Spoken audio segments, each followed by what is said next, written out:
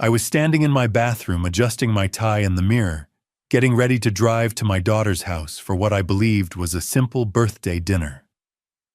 Everything felt normal, comfortable. Then my phone buzzed. It wasn't my daughter. It was a message from someone at the medical clinic we'd visited together. Just one line: "Do not go to dinner tonight. Come see me immediately. Please trust me." I got in my car to find out if she was telling the truth. What she showed me shattered everything I believed about my own family. Welcome to Dad Revenge. I truly appreciate you being here and choosing to watch this story today. If you're still with me, drop a comment and tell me where you're watching from. I read every single one. Also, please keep in mind, parts of this story are fictional, shaped for entertainment and educational value. Any similarities to real people or places are coincidental, but the lesson it carries is worth paying attention to. Everything started from a simple choice that Thursday afternoon: burgundy or charcoal gray. I stood in front of my bathroom mirror, holding two ties up to my collar, trying to remember which color Brenda said she preferred. The October light filtered through the frosted window, casting soft shadows across the small room that smelled faintly of Old Spice and the lavender soap Daphne used to buy in bulk from that boutique on Capitol Hill. Burgundy felt too formal for a family birthday dinner. Charcoal gray it was. I was halfway through the Windsor knot muscle memory from 40 years of wearing a tie to work when my phone buzzed on the granite countertop.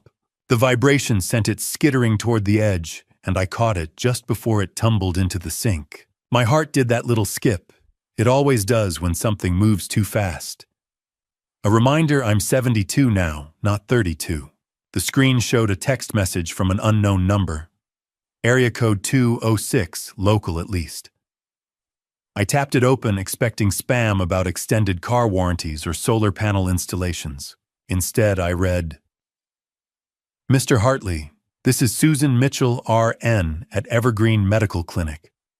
Your daughter Brenda picked up a prescription for sedatives yesterday. The pharmacy notes say, crush into food. Please do not go to tonight's dinner. Come to room 3 at the clinic immediately. This is urgent. Your life may depend on it." I read it again, then a third time. The words didn't make sense. They couldn't be real. Brenda wouldn't. No, that's ridiculous. My daughter, who used to bring me breakfast in bed on Father's Day, who cried when we had to put down our old golden retriever, Max, who texted me every Sunday without fail to check in, she wouldn't hurt me. But nurses don't send messages like this as jokes. My hands started to shake. The phone felt suddenly heavy, like it was made of lead instead of glass and silicone. I set it down on the counter and gripped the edge of the sink, staring at my reflection. The same face I'd seen for 7 decades looked back at me, the gray stubble I'd missed shaving this morning, the crow's feet that deepened when I smiled, the navy anchor tattoo on my forearm that had faded to blue-gray. I looked old, vulnerable, the kind of man someone might think they could get away with hurting. "Stop it," I told myself. "This is paranoia talking. Brenda loves you, but then why would a nurse send this message?" I picked up the phone again and scrolled to Brenda's contact. Her profile picture taken last Christmas, her smile wide and genuine, Patrick's arm around her shoulders, seemed to mock me. Could someone who looked that happy be planning something so horrible? The rational part of my brain, the engineer who spent 30 years designing bridges and calculating load-bearing weights, kicked in. I needed more information. I needed to talk to this Susan Mitchell person and figure out what was really going on. My thumb hovered over Brenda's name. I could call her right now, ask her directly. But if this nurse was telling the truth, calling Brenda would alert her. And if she really had picked up sedatives with instructions to crush them into my food, a memory surfaced unbidden, Daphne's voice, tired but firm, saying, "Scott, sometimes the people closest to us are the ones we understand least." She'd said that 3 years ago during one of our last conversations before she passed. We'd been talking about Brenda's marriage, about how Patrick seemed charming, but something felt off. Daphne had been sick then, too sick to articulate exactly what bothered her, but I'd seen the worry in her eyes. I'd dismissed it. Patrick was fine? Brenda was happy? Everything was fine. Was it though? I thought about the last few months. Brenda's phone calls had become less frequent, her visits shorter. When she did come over, she seemed distracted, checking her phone constantly. Patrick rarely accompanied her anymore, always citing work obligations. And last month, when I'd offered to help them with some financial difficulties, I'd overheard them discussing. Brenda had gotten defensive, almost angry. "We're handling it, Dad," she'd snapped. "We don't need your money." I'd chalked it up to pride. Now I wondered if there was something darker underneath. The phone was still in my hand. The message still glowed on the screen, those terrible words refusing to disappear. "Your life may depend on it." I sat down on the edge of the bathtub, suddenly exhausted. The charcoal gray tie hung loose around my neck, unfinished. Through the bathroom door, I could see my bedroom, the bed I'd shared with Daphne for 45 years. The dresser topped with family photos. The comfortable predictability of a life well lived. A life someone might want to end early. Number 1. I shook my head, trying to clear it. This was crazy. There had to be a reasonable explanation. Maybe this Susan Mitchell had mixed up patient files. Maybe someone was pranking me.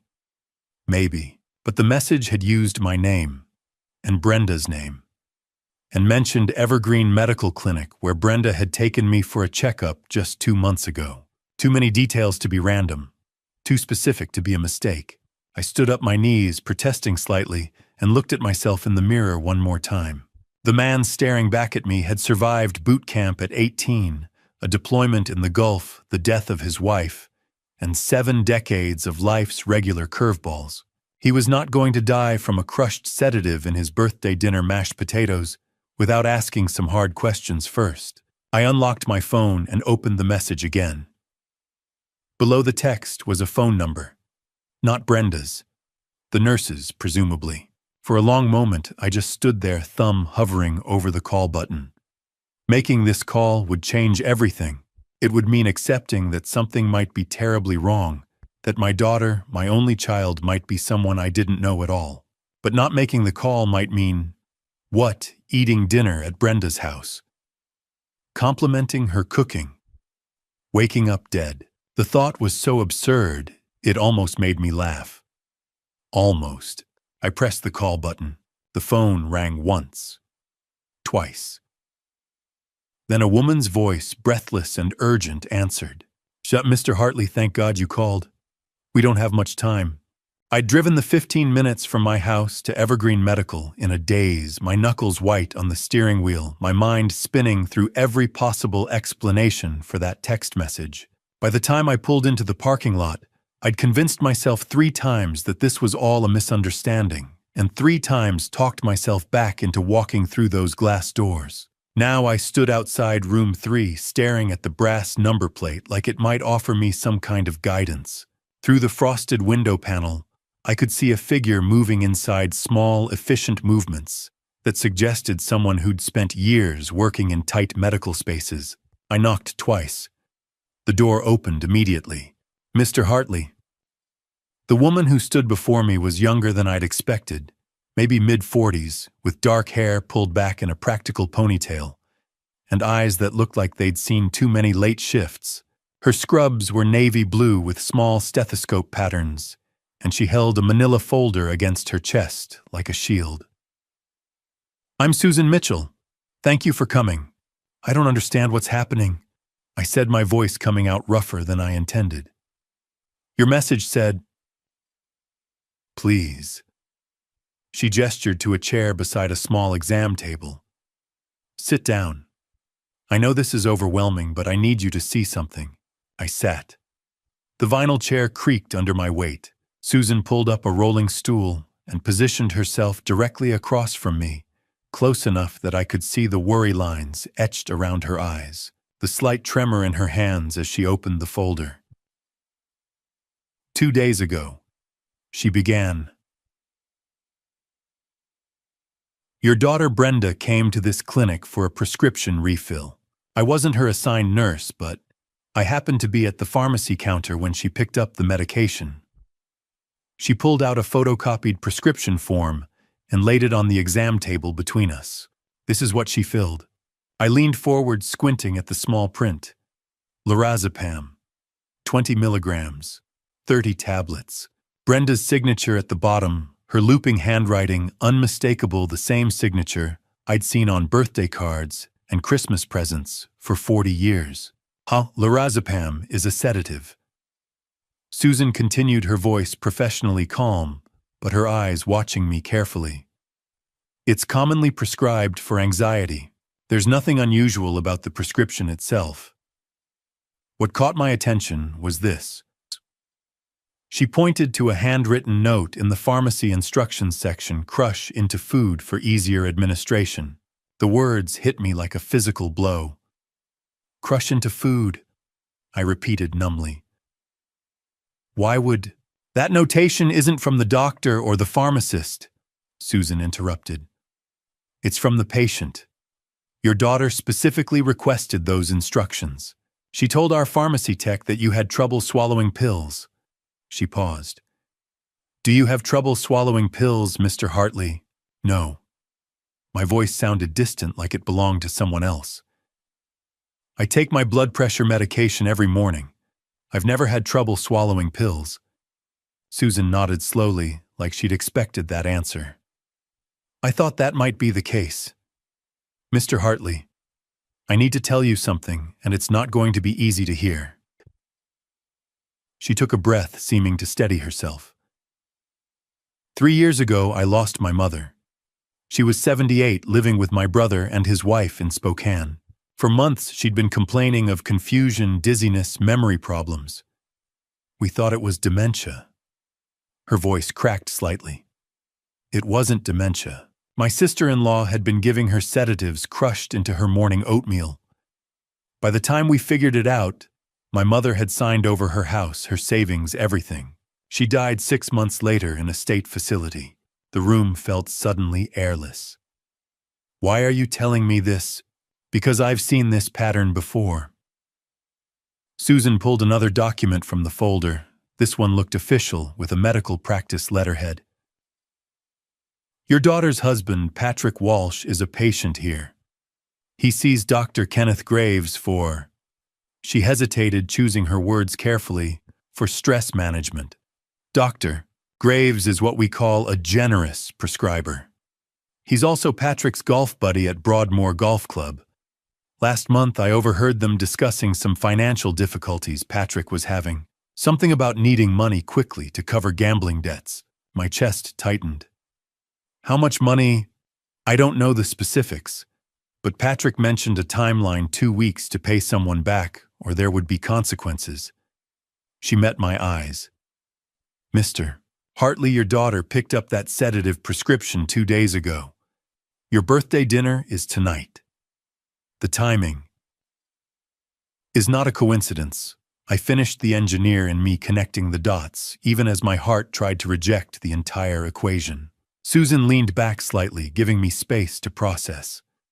The fluorescent lights hummed overhead, casting everything in that distinctive medical office pallor that made everyone look slightly ill.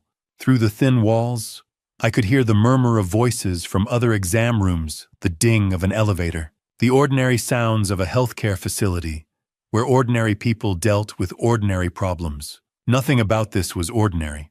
There's more, Susan said quietly. She reached into the folder one last time and pulled out what looked like medication records, my name printed across the top in bold letters. Last month, when you came in for your regular checkup, Brenda accompanied you. According to our records, she picked up your prescription refills from our pharmacy. Do you remember what you were prescribed? I tried to think back. The appointment had been routine blood pressure check, cholesterol, screening the usual questions about diet and exercise. Just my regular medications. Lisinopril for blood pressure. Susan's finger traced down the document. According to our pharmacy records, Brenda also picked up a bottle of multivitamins. She told the tech they were a gift for you, extra strength to help with energy levels. She looked up. Did you receive those vitamins? Yes. A cold sensation began spreading through my chest. She brought them over the next day, told me they'd help me feel more alert. I've been taking one every morning with breakfast. Susan pushed the paper across the table toward me. Her hand was steady, but her voice caught slightly when she spoke. Mr. Hartley, those vitamins weren't vitamins. You've been taking low-dose sedatives every morning for the past 2 months. 2 months. The words echoed in my head as I stared at the paper in front of me. Week by week, the memories came flooding back, now tinted by the truth I'd been too trusting to see. Mr. Hartley.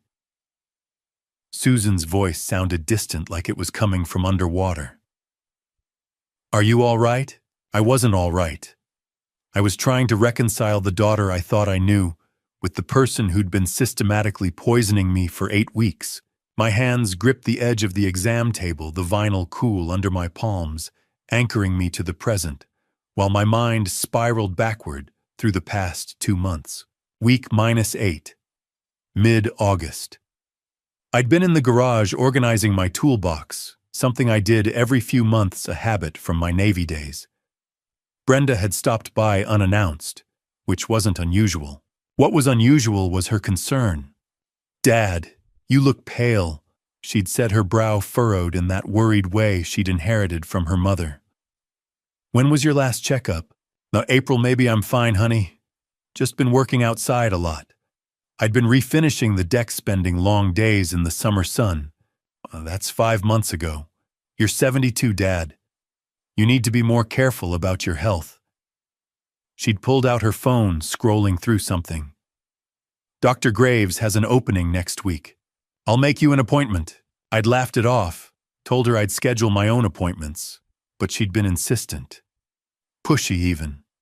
At the time, I'd thought it was touching my daughter caring about my health. Now, replaying the conversation in my head, I heard something different in her tone. Urgency. Determination. Planning. Week -6. Early September.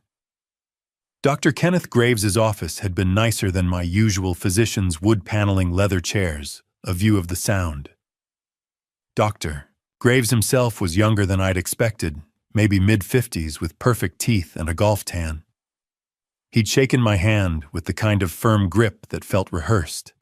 "Scott, good to meet you. Brenda's told me so much about you." He'd smiled, settling behind his desk. Navy veteran engineer, built half the bridges in this state. Impressive resume. The appointment had been quick. Blood pressure normal. Heart rate fine. Dr. Graves had asked a few questions about sleep, energy levels, stress. Standard stuff. Then, at the end, he'd written something on his prescription pad. "I'm going to give you some supplements," he'd said, tearing off the sheet. "Multivitamins, omega-3s, CoQ10. Good for cardiovascular health at your age. Brenda can pick them up from our pharmacy downstairs. It'll be easier than going to Save More." I'd thanked him, thinking nothing of it. Why would I? He was a doctor. Brenda had recommended him. Everything seemed legitimate. I hadn't known he was Patrick's golf buddy. Hadn't known he had a reputation for writing prescriptions that skirted the line between legal and questionable. Hadn't known the supplements he'd given me were actually low-dose sedatives designed to make me appear confused and forgetful. Week -4. Late September. That's when the problems started. I'd misplaced my car keys 3 times in 1 week. Found them in strange places: the refrigerator, the garage freezer, my bedroom dresser drawer. Each time I'd stood there, keys in hand, trying to remember putting them there, and coming up empty. Then there were the appointments I'd forgotten. My neighbor Frank had stopped by one morning, confused about why I'd missed our standing breakfast at the diner. "We meet every Tuesday at 8, Scott. You feeling okay?" I'd felt fine. But I'd also completely forgotten about Tuesday breakfast. The days started blurring together. I'd check the calendar in the morning, certain it was Wednesday, only to discover it was Friday. Simple tasks took longer. I'd walk into a room and forget why I'd gone there. My daughter had noticed, of course. "Dad, you seem off lately," Brenda had said one afternoon, her voice laced with concern that now felt performative. "Are you sleeping okay? Eating enough?" I'm fine. I'd insisted, even though I wasn't sure if I was fine. Just getting older, I guess. Maybe you should see Dr. Graves again, she'd suggested. Get some blood work done. Rule out any deficiencies. I'd declined. I'd already seen him once started taking his supplements. Whatever I was experiencing, I'd figured it would pass. It didn't pass. It got worse. Week -2. Early October, the phone call. I'd been trying to schedule an appointment with my accountant about my annual tax review. Simple enough, I'd called his office number, left a message. Or at least I thought I had. Brenda had been visiting that afternoon, sitting at the kitchen table with her laptop, while I made the call from the living room. "Hi, this is Scott Hartley," I'd said to the voicemail. "I need to set up a meeting about... The words had slipped away like trying to grab water. About the year thing. The tax year. No, wait. The review thing. For taxes. Can you call me back?" I'd hung up, frustrated with myself. Through the doorway, I'd seen Brenda watching me, her phone in her hand, positioned like she'd been recording. At the time, I'd thought nothing of it. Now, sitting in Susan's exam room, I realized exactly what she'd been doing. She'd been collecting evidence, recording her father's sedative-induced confusion to build a case for incompetence, to prove I couldn't manage my own affairs, to justify taking control of everything I owned. "The symptoms you experienced," Susan said gently, pulling me back to the present. "They're all consistent with regular sedative use. Memory problems, confusion, difficulty with routine tasks. To someone who didn't know you were being drugged, you would have appeared to be developing dementia or cognitive decline. In evidence." I said the word, tasting bitter. "She was building evidence," Susan nodded, "for what's called a conservatorship hearing. If she could prove you were mentally incompetent, she could gain legal control over your finances, your property, your medical decisions, everything." My hands clenched into fists. 40 years of raising that girl. Teaching her to ride a bike, helping with homework, walking her down the aisle at her wedding. 40 years of love and trust and sacrifice. And she'd repaid me by turning me into a project, a problem, to be solved, an obstacle between her husband and whatever money they thought I had. The anger that rose in my chest was unlike anything I'd felt before. Not the hot, explosive kind, but something cold and calculated. The kind of anger an engineer feels when a bridge fails inspection. Methodical, analytical, focused on finding every point of weakness in the structure. "To Mr. Hartley." Susan's voice cut through my thoughts, steady but urgent. "What they gave you before was bad. What they're planning for tonight is worse. Much worse." Susan's next words felt like a punch to the gut. "The sedatives in tonight's dessert chocolate cake, according to the dinner invitation Brenda sent our pharmacy, will be triple the dose you've been taking daily." She pulled out a calculator from her desk drawer, her fingers moving quickly across the keys. "See, based on your weight, 75 kilograms, and your age, that amount will cause respiratory depression within 45 minutes of ingestion. Possibly cardiac arrest."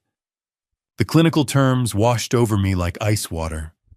Respiratory depression, cardiac arrest. She was describing my death with the same matter-of-fact tone I'd used when calculating structural loads on bridge designs.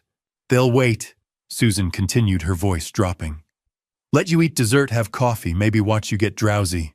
They'll attribute it to your condition, the dementia they've been staging for 2 months. By the time they call 911, it'll be too late.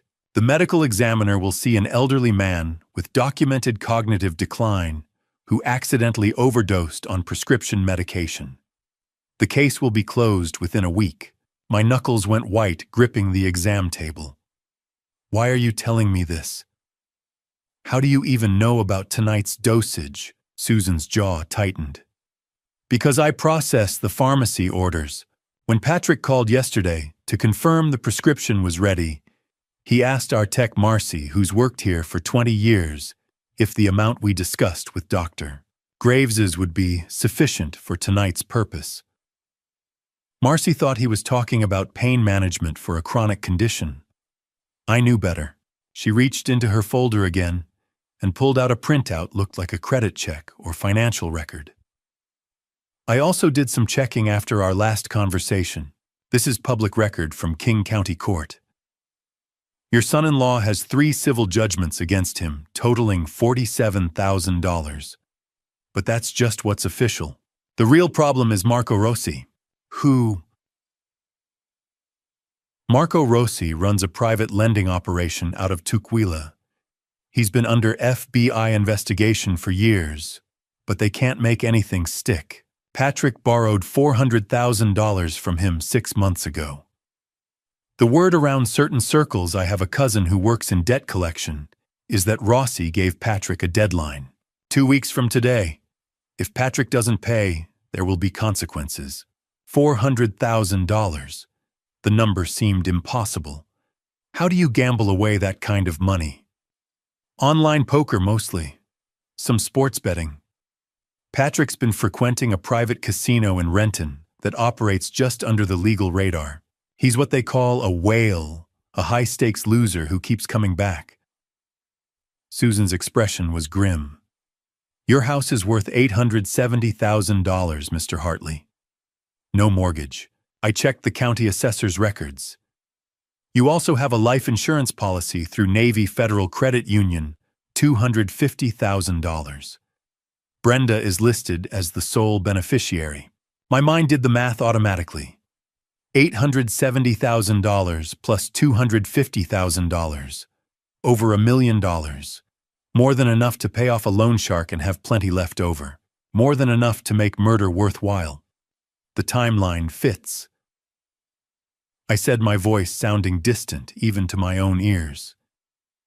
Patrick needs the money in 2 weeks. If I die tonight, Brenda inherits everything.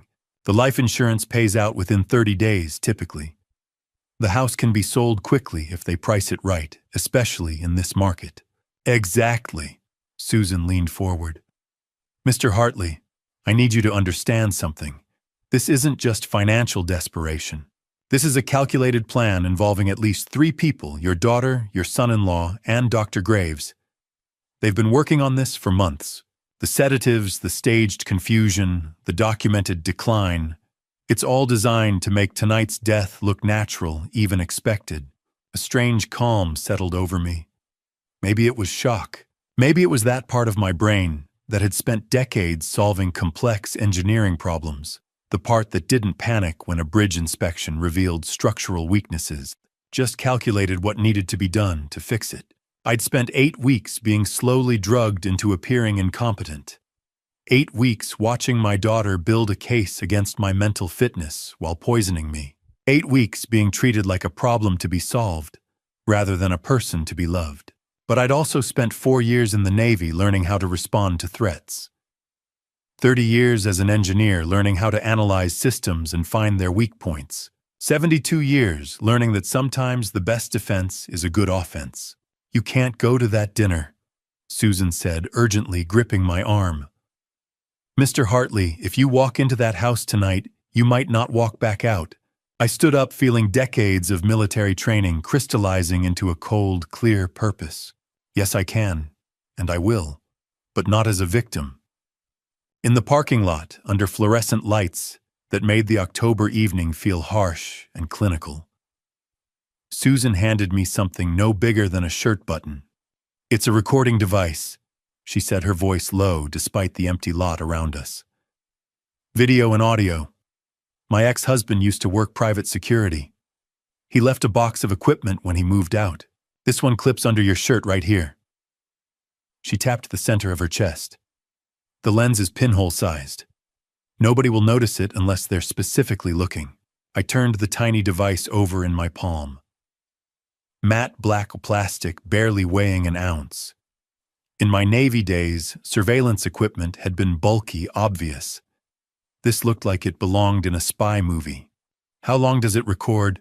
I'm 4 hours on a full charge. I charged it this afternoon. Susan pulled out her phone, tapped the screen a few times. It connects to this app via Bluetooth. I can monitor the feed from my phone. If something goes wrong, if you're in immediate danger, I'll call 911 immediately. And if things go according to their plan, I asked. If they succeed in, I couldn't quite say the words, killing me, murdering me, making it look like an accident, Susan's jaw tightened. If I don't hear from you by 8:30, I'm calling Detective Michael Torres. He's Seattle PD, works the Fraud and Elder Abuse Division. We've collaborated on cases before. He's one of the good ones, he'll respond fast. 8:30. That gave me an hour and 15 minutes at dinner before the cavalry arrived. Assuming I was still conscious. Assuming I was still alive. Or here's what you need to do. Susan continued shifting into what sounded like a well-rehearsed briefing. Act normal when you arrive.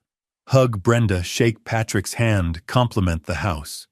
Play the role they expect, the slightly confused elderly father who's been having memory issues. They've been staging that narrative for 2 months. Give them what they want. Until dessert, I said. Until dessert. When they bring out the cake, you need to avoid eating it. Spill your coffee on it, claim you're too full, suddenly need to use the bathroom, whatever works. The important thing is that you don't ingest whatever they've put in that cake. I thought about the logistics. Brenda knew I never turned down chocolate cake. It was my favorite, had been since childhood. She'd weaponized that knowledge, turned a simple pleasure into a murder weapon. The thought made something cold and hard settle in my chest. What if they insist? I asked. What if they physically try to make me eat it? Then you have it on video. Attempted murder caught on camera. Torres will have everything he needs for arrest warrants. Susan met my eyes. But Mr. Hartley, you need to understand something. Once you walk into that house, you're in enemy territory. If they realize you're on to them, if they panic, things could escalate quickly. You need to stay calm, stay in character, and get out as soon as you can. Enemy territory. The phrase triggered something in my brain muscle memory from decades ago, when I'd been a 22-year-old sailor preparing for deployment to the Gulf. We'd done briefings just like this. Mission parameters, extraction points, contingency plans. I'd been trained for this, I realized. Not this exact scenario, obviously, but the mindset. The ability to compartmentalize fear and focus on the objective. To walk into a dangerous situation with a clear head and a plan. Show me how to attach the camera, I said. Susan demonstrated clipping the device to the underside of my shirt's third button, down adjusting the angle slightly. The lens needs a clear view. Don't hunch forward, that'll point it at the table. Keep your posture natural, maybe lean back slightly when you're sitting. That'll capture faces and actions. I pulled my jacket on, checked myself in my truck's side mirror. The camera was completely invisible, just looked like a regular shirt button. Test it, Susan said, holding up her phone. On the screen, I could see myself, a clear, stable image despite the dim parking lot lighting. Say something. Testing 1, 2, 3, I said, feeling slightly ridiculous. Susan nodded, satisfied. Video and audio both crystal clear. You're set. She paused, seemed to struggle with something. Mr. Hartley, you don't have to do this. We can go to the police right now with what we have. The prescription records, the pharmacy instructions, my testimony about the conversation I overheard. It might be enough to start an investigation. Might be, I repeated. But probably wouldn't be enough to convict. They'd lawyer up, claim misunderstanding, produce character witnesses. Brenda would cry on the stand, say she was just trying to help her confused father. I shook my head. No. I need proof. I need them on video showing their intent, carrying out their plan. Susan nodded slowly. Then good luck. And remember 8:30. If I don't hear from you, Torres gets the call. I climbed into my truck, a 15-year-old Ford F-150 that had seen better days but still ran like a dream. The engine turned over immediately, that familiar rumble vibrating through the steering wheel. Reliable. Steady. Like me, I supposed. 75 minutes until dinner. 75 minutes to drive across Town Park in Brenda's driveway, walk up to her door like I'd done 100 times before. 75 minutes to prepare myself to look my daughter in the eye and pretend I didn't know she was planning to kill me. I adjusted the rearview mirror, caught my own reflection. The same face I'd seen this afternoon, but different somehow. The confusion was gone. The fear was gone. In their place was something harder, something colder. A Navy veteran coming out of retirement for one last mission. I started the engine. The old Ford rumbled to life, solid and dependable. It was time to see what kind of person my daughter really was. Seattle looked beautiful in the October twilight. The kind of evening that makes you grateful to be alive. The irony wasn't lost on me. I took the long way to Brenda's house down Aurora Avenue past Green Lake, where families were finishing evening walks with their dogs, then west toward Fremont. Traffic was light for a Thursday. Most people were already home, sitting down to dinner with their families. Normal families. Families where daughters didn't poison their fathers. The sunset painted the sky in amber, and Rose the Space Needle silhouetted against the fading light, like a promise that tomorrow would come.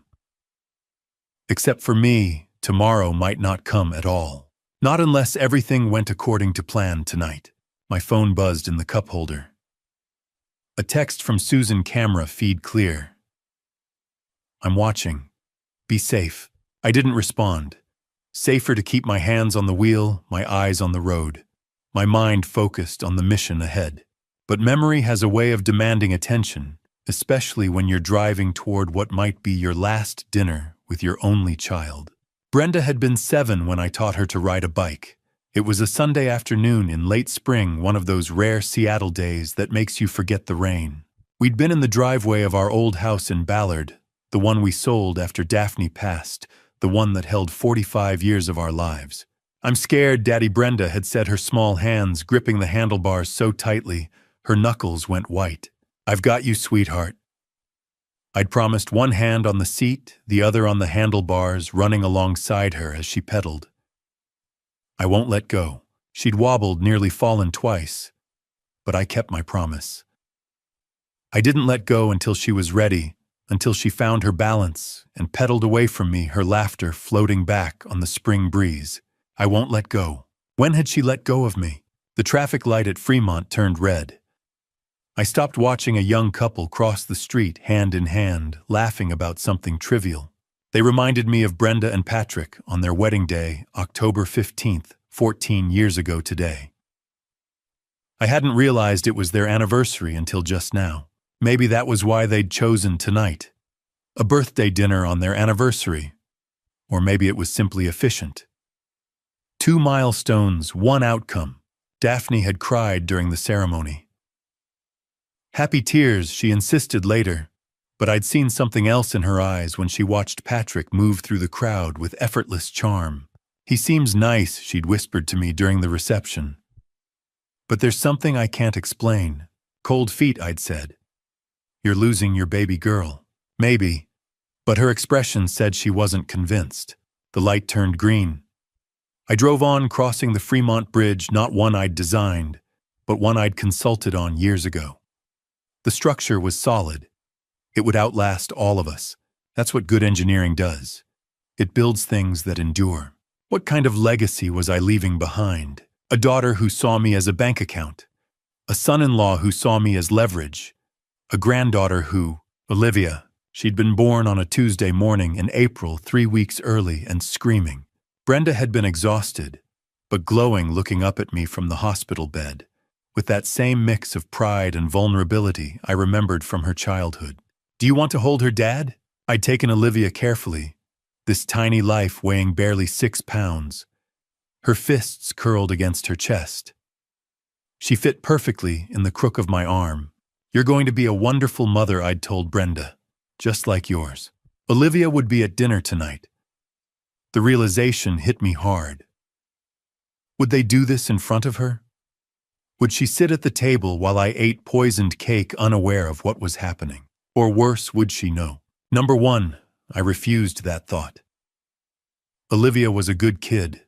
Smart, curious kind. Daphne's eyes. My stubborn chin. She'd visited me just last month, helped me clean the garage, told me about school and friends and the boy she liked, who didn't know she existed. She wouldn't be part of this. I turned onto Broadmoor Avenue, entering the neighborhood Brenda and Patrick moved into 5 years ago. Big houses, big mortgages, the kind that demanded 2 incomes, or debt, or an inheritance that arrived sooner than planned. Brenda has your stubbornness and my heart, Daphne once told me after Brenda's graduation. That combination will either make her remarkable or destroy her. What would Daphne think now? I passed the Morrison Bridge, one of mine designed decades ago when I was younger, and the world felt more stable. It stood firm against the darkening sky, carrying thousands of people every day. Proof that I'd built something that mattered. What was Brenda building? The GPS announced my arrival. I pulled into the driveway slowly. The house glowed with warm light. Pumpkins on the porch. Smoke curling from the chimney. Perfect. Inviting. A flawless trap. I sat in the truck for a moment, engine idling, staring at the house where my daughter lived. Where she planned to serve me birthday cake laced with sedatives. Where she would watch me collapse, then call for help, too late. I checked the button camera once more. Still recording. Susan was watching. Detective Torres was ready.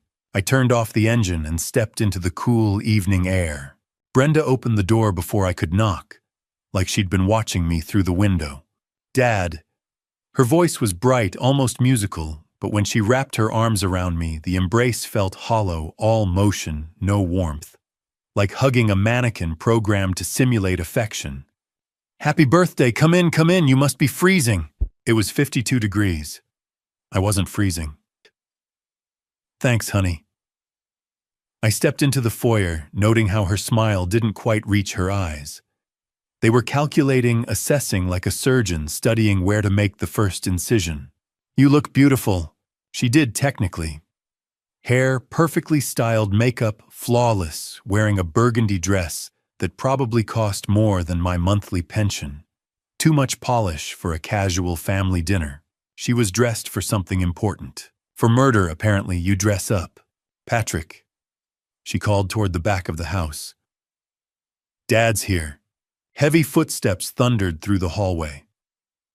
Patrick emerged from what I assumed was the kitchen, his face flushed, his smile too wide, too enthusiastic. He reeked of bourbon, not subtly either. The smell hit me from 6 feet away. Uten, the birthday boy. He grabbed my hand in both of his, pumping it vigorously. 73 right. You don't look a day over 65, I swear to God. 72. I was 72. But I let it slide, played my role. Getting old, I said, allowing a slight tremor into my voice. Can't remember if I fed the cat this morning. I didn't have a cat. Hadn't had one since Daphne passed. But Brenda's eyes lit up at my confusion. Weird, that's okay, Dad, she said, her voice dripping with patronizing concern. We all forget things sometimes. Come on, let me show you what we've done with the living room. We just had it redecorated. She wasn't lying. The living room looked like a furniture showroom, everything new, expensive, coordinated. A leather sectional that probably cost $8,000. An entertainment center in dark walnut. Abstract art on the walls that I recognized from a gallery downtown where pieces started at 5 figures. Patrick was an insurance adjuster. Brenda worked part-time as a real estate agent. This level of spending didn't match their income even in a good year, which meant they were living on credit or planning to live on inheritance. Beautiful, I said, running my hand along the sofa's arm. When did you get all this? Last month. Patrick said, his enthusiasm unwavering. We figured life's too short not to enjoy nice things. You taught me that, Scott. I'd never taught him anything of the sort. I'd built a life on Navy discipline and engineering practicality, Buy quality, maintain it, make it last. This wasn't quality. This was desperation disguised as success. Grandpa. I turned to see Olivia bounding down the stairs, and for the first time since entering this house, I felt something genuine. She crashed into me with the unself-conscious enthusiasm of a 14-year-old, her arms squeezing tight around my waist. "Happy birthday, I made you a card." "Well, I drew on it." "Mom bought the card, but I did the drawing part." She pulled back, grinning. "It's a bridge. Because you're an engineer. Get it?" "I love it already." I said and meant it. My chest ached looking at her Daphne's eyes, my stubborn chin completely unaware that her parents were planning to kill her grandfather over dessert. "You get taller every time I see you. I'm 5'6" now. Mom says I'll probably hit 5'8" by next year." She took my hand, started pulling me toward the dining room. "Come on, dinner's almost ready. Mom made your favorite pot roast." Over Olivia's head, I caught Patrick and Brenda exchanging a look. Brief, barely a second, but I saw it. The kind of glance conspirators share when everything is going according to plan. Patrick's slight nod. Brenda's answering smile. The button camera under my shirt was recording. Susan was watching. Every word, every expression, every incriminating detail was being captured and transmitted to someone who could stop this if things went wrong. I hoped she was paying attention to that look. "Smells wonderful," I said, letting Olivia lead me through the house. The dining room table was set elaborately white tablecloth, good china candles already lit. Wine glasses at each place setting, and in the center a covered cake stand. Chocolate cake, no doubt. My favorite. My execution. "Why don't you sit here, Dad?" Brenda said, pulling out the chair at the head of the table. "Birthday boy gets the best seat." I sat. Patrick moved to my left, Brenda to my right, positioning themselves like guards or witnesses. Olivia took the chair across from me, still chattering about school and her art project, and the boy she liked innocent noise that felt like a shield against what her parents were planning. "Let me get the roast," Brenda said, disappearing into the kitchen. Patrick refilled his bourbon. I watched him pour 3 fingers into a crystal tumbler, watched his hand shake slightly as he lifted it to his lips. Nervous. He was nervous. Good. He should be. "You okay, Grandpa?" Olivia asked, her brow furrowed. "You look kind of, I don't know, serious." I arranged my face into what I hoped was a confused but pleasant expression. "Just trying to remember if I locked the front door when I left. Can't recall." "You probably did," she said kindly. "You always do." Brenda returned with the roast on a serving platter. Patrick stood to help her serve, and I sat there at the head of the table, playing the role of the confused elderly father while the camera under my shirt recorded everything. As Patrick guided me toward my seat with a hand on my back, steering me like I was incompetent, like I needed managing, I caught our reflection in the hallway mirror. We were all smiling. Brenda's arm around Olivia, Patrick's hand on my shoulder. The perfect family portrait. And hidden beneath my shirt, the camera was recording every lie, every calculated gesture, every piece of evidence I'd need to survive the night. The dining room table was arranged like something from a magazine, spread crystal glasses, catching candlelight fine china with gold trim, everything perfect, except the people sitting around it. I took my assigned seat at the head of the table, Patrick to my left, Brenda to my right, Olivia across from me. The positioning felt deliberate, flanked on both sides, observed from the front, like being interrogated except with pot roast instead of bright lights. The wall clock behind Olivia read 7 o'clock exactly. I made a mental note of the time. Susan would be watching the camera feed. Detective Torres was on standby for 8:30. I had 90 minutes to get through this dinner without eating poisoned dessert. 90 minutes felt like an eternity. "This looks wonderful, honey," I said as Brenda served the pot roast. The smell was actually good. She'd always been a decent cook, had learned from Daphne. The thought of her using her mother's recipes while planning to kill her father felt like another layer of betrayal. "I hope you like it," Brenda said, her smile bright but her eyes watchful. "I know you've been having trouble with your appetite lately." I hadn't mentioned anything about my appetite. She was building a narrative, creating a story for later. He wasn't eating well. We were worried. We tried to help. "Appetite's fine," I said. "Just getting older. Can't eat as much as I used to." Patrick laughed too loudly already on his third bourbon. "Join the club, Scott. I'm 42 and I already feel ancient. Can't party like I used to, that's for sure. 42 and drowning in gambling debt.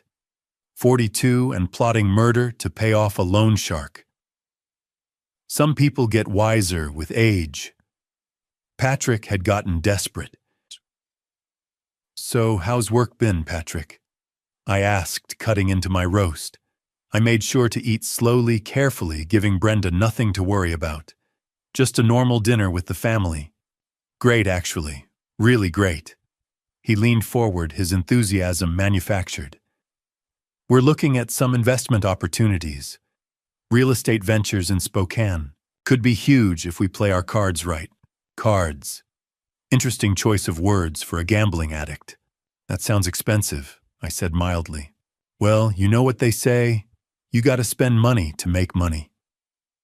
Patrick drained his glass, reached for the bottle. "We're leveraging some assets, working with some private lenders. It's all very strategic. Private lenders. Marco Rossi. $400,000 at interest rates that would make legitimate banks look charitable. Very strategic indeed." "Dad, you should really take your vitamins," Brenda said suddenly, pulling a pill bottle from her pocket. "You forgot this morning, didn't you?" My chest tightened. The vitamins. The ones that weren't vitamins at all, the ones that had been drugging me for 2 months. I let confusion creep into my voice. "I thought I took them."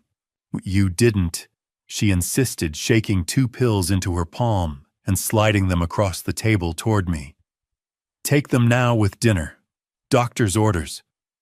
Dr. Graves's orders, more likely. The corrupt physician who'd prescribed sedatives disguised as supplements, who played golf with Patrick, and probably got a cut of whatever insurance payout they were planning to collect. I picked up the pills, made a show of examining them. "These look different from my usual ones.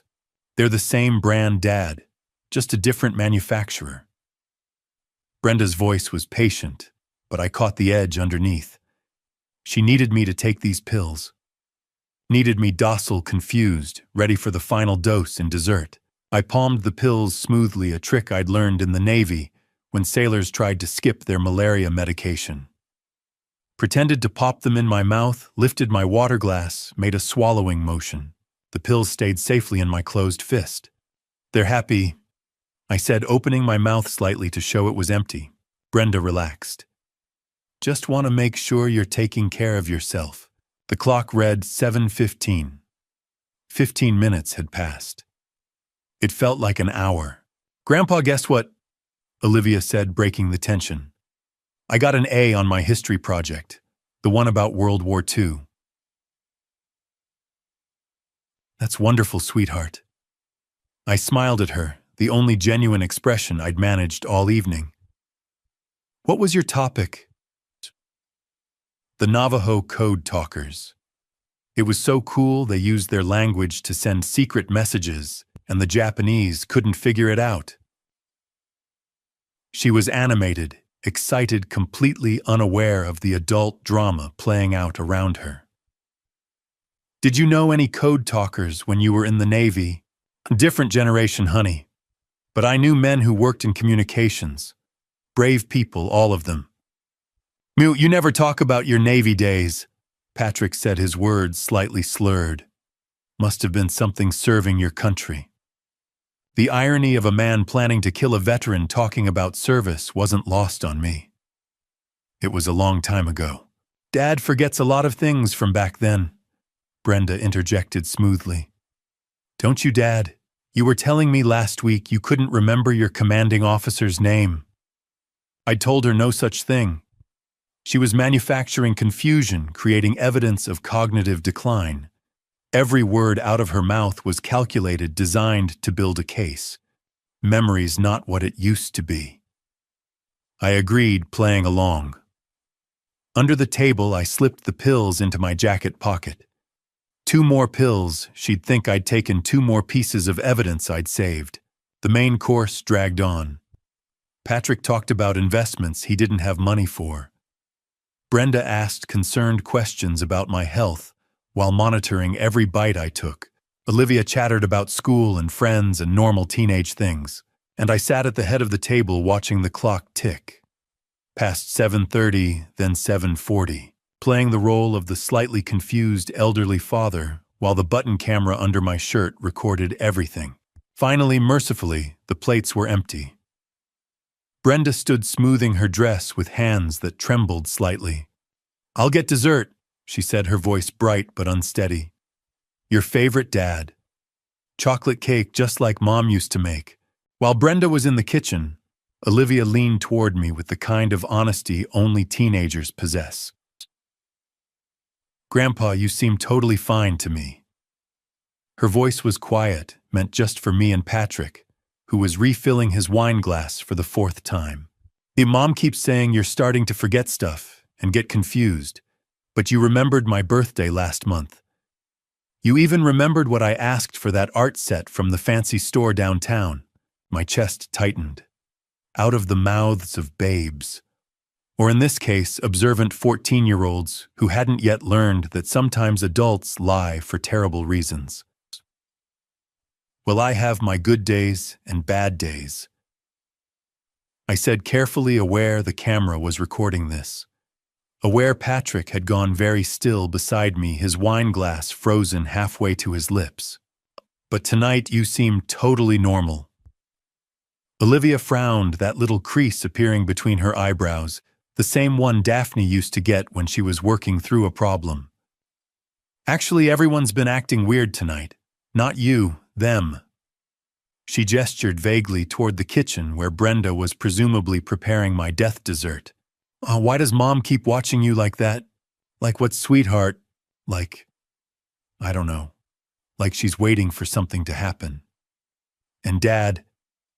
She glanced at Patrick, who had finally taken a large swallow of wine. "You've been super jumpy all night. Is something wrong? Is it about money? I heard you guys arguing last week about bills or something." Patrick's wine glass hit the table harder than he'd intended, the crystal ringing out sharply in the sudden silence. "Everything's fine, Olivia. Your mom's just concerned about Grandpa's health. That's all. Nothing for you to worry about." But Olivia wasn't backing down. She'd inherited my stubbornness, along with Daphne's perceptiveness, a dangerous combination for her parents' plans. "But why are you guys being so weird about it? Like if Grandpa was really sick, wouldn't you just say so instead of all this?" She waved her hand, searching for words. "This creepy watching thing. Olivia," Patrick's voice had an edge now. "Drop it. I'm just saying it's weird. You keep looking at each other like you're in some kind of..." "No, that's enough." Brenda's voice cut through the dining room like a knife. She stood in the doorway from the kitchen, hands empty, no dessert, yet her face carefully composed, but her eyes blazing. She'd heard Olivia's questions.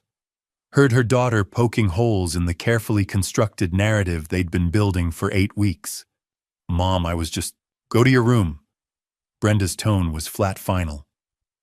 "Now." Olivia's eyes widened. "What? Why? I didn't do anything." "Now, Olivia." The harshness in Brenda's voice made even me flinch. This wasn't the concerned daughter who'd been monitoring my eating all evening. This was something rawer, more desperate. The mask had slipped just for a moment, and what showed underneath wasn't pleasant. "But Mom..." Did I stutter? Brenda took a step into the room, and I saw Patrick's hand tighten around his wine glass. "Go to your room. Do your homework. I'll bring you cake later." Olivia stood slowly, her chair scraping against the hardwood floor.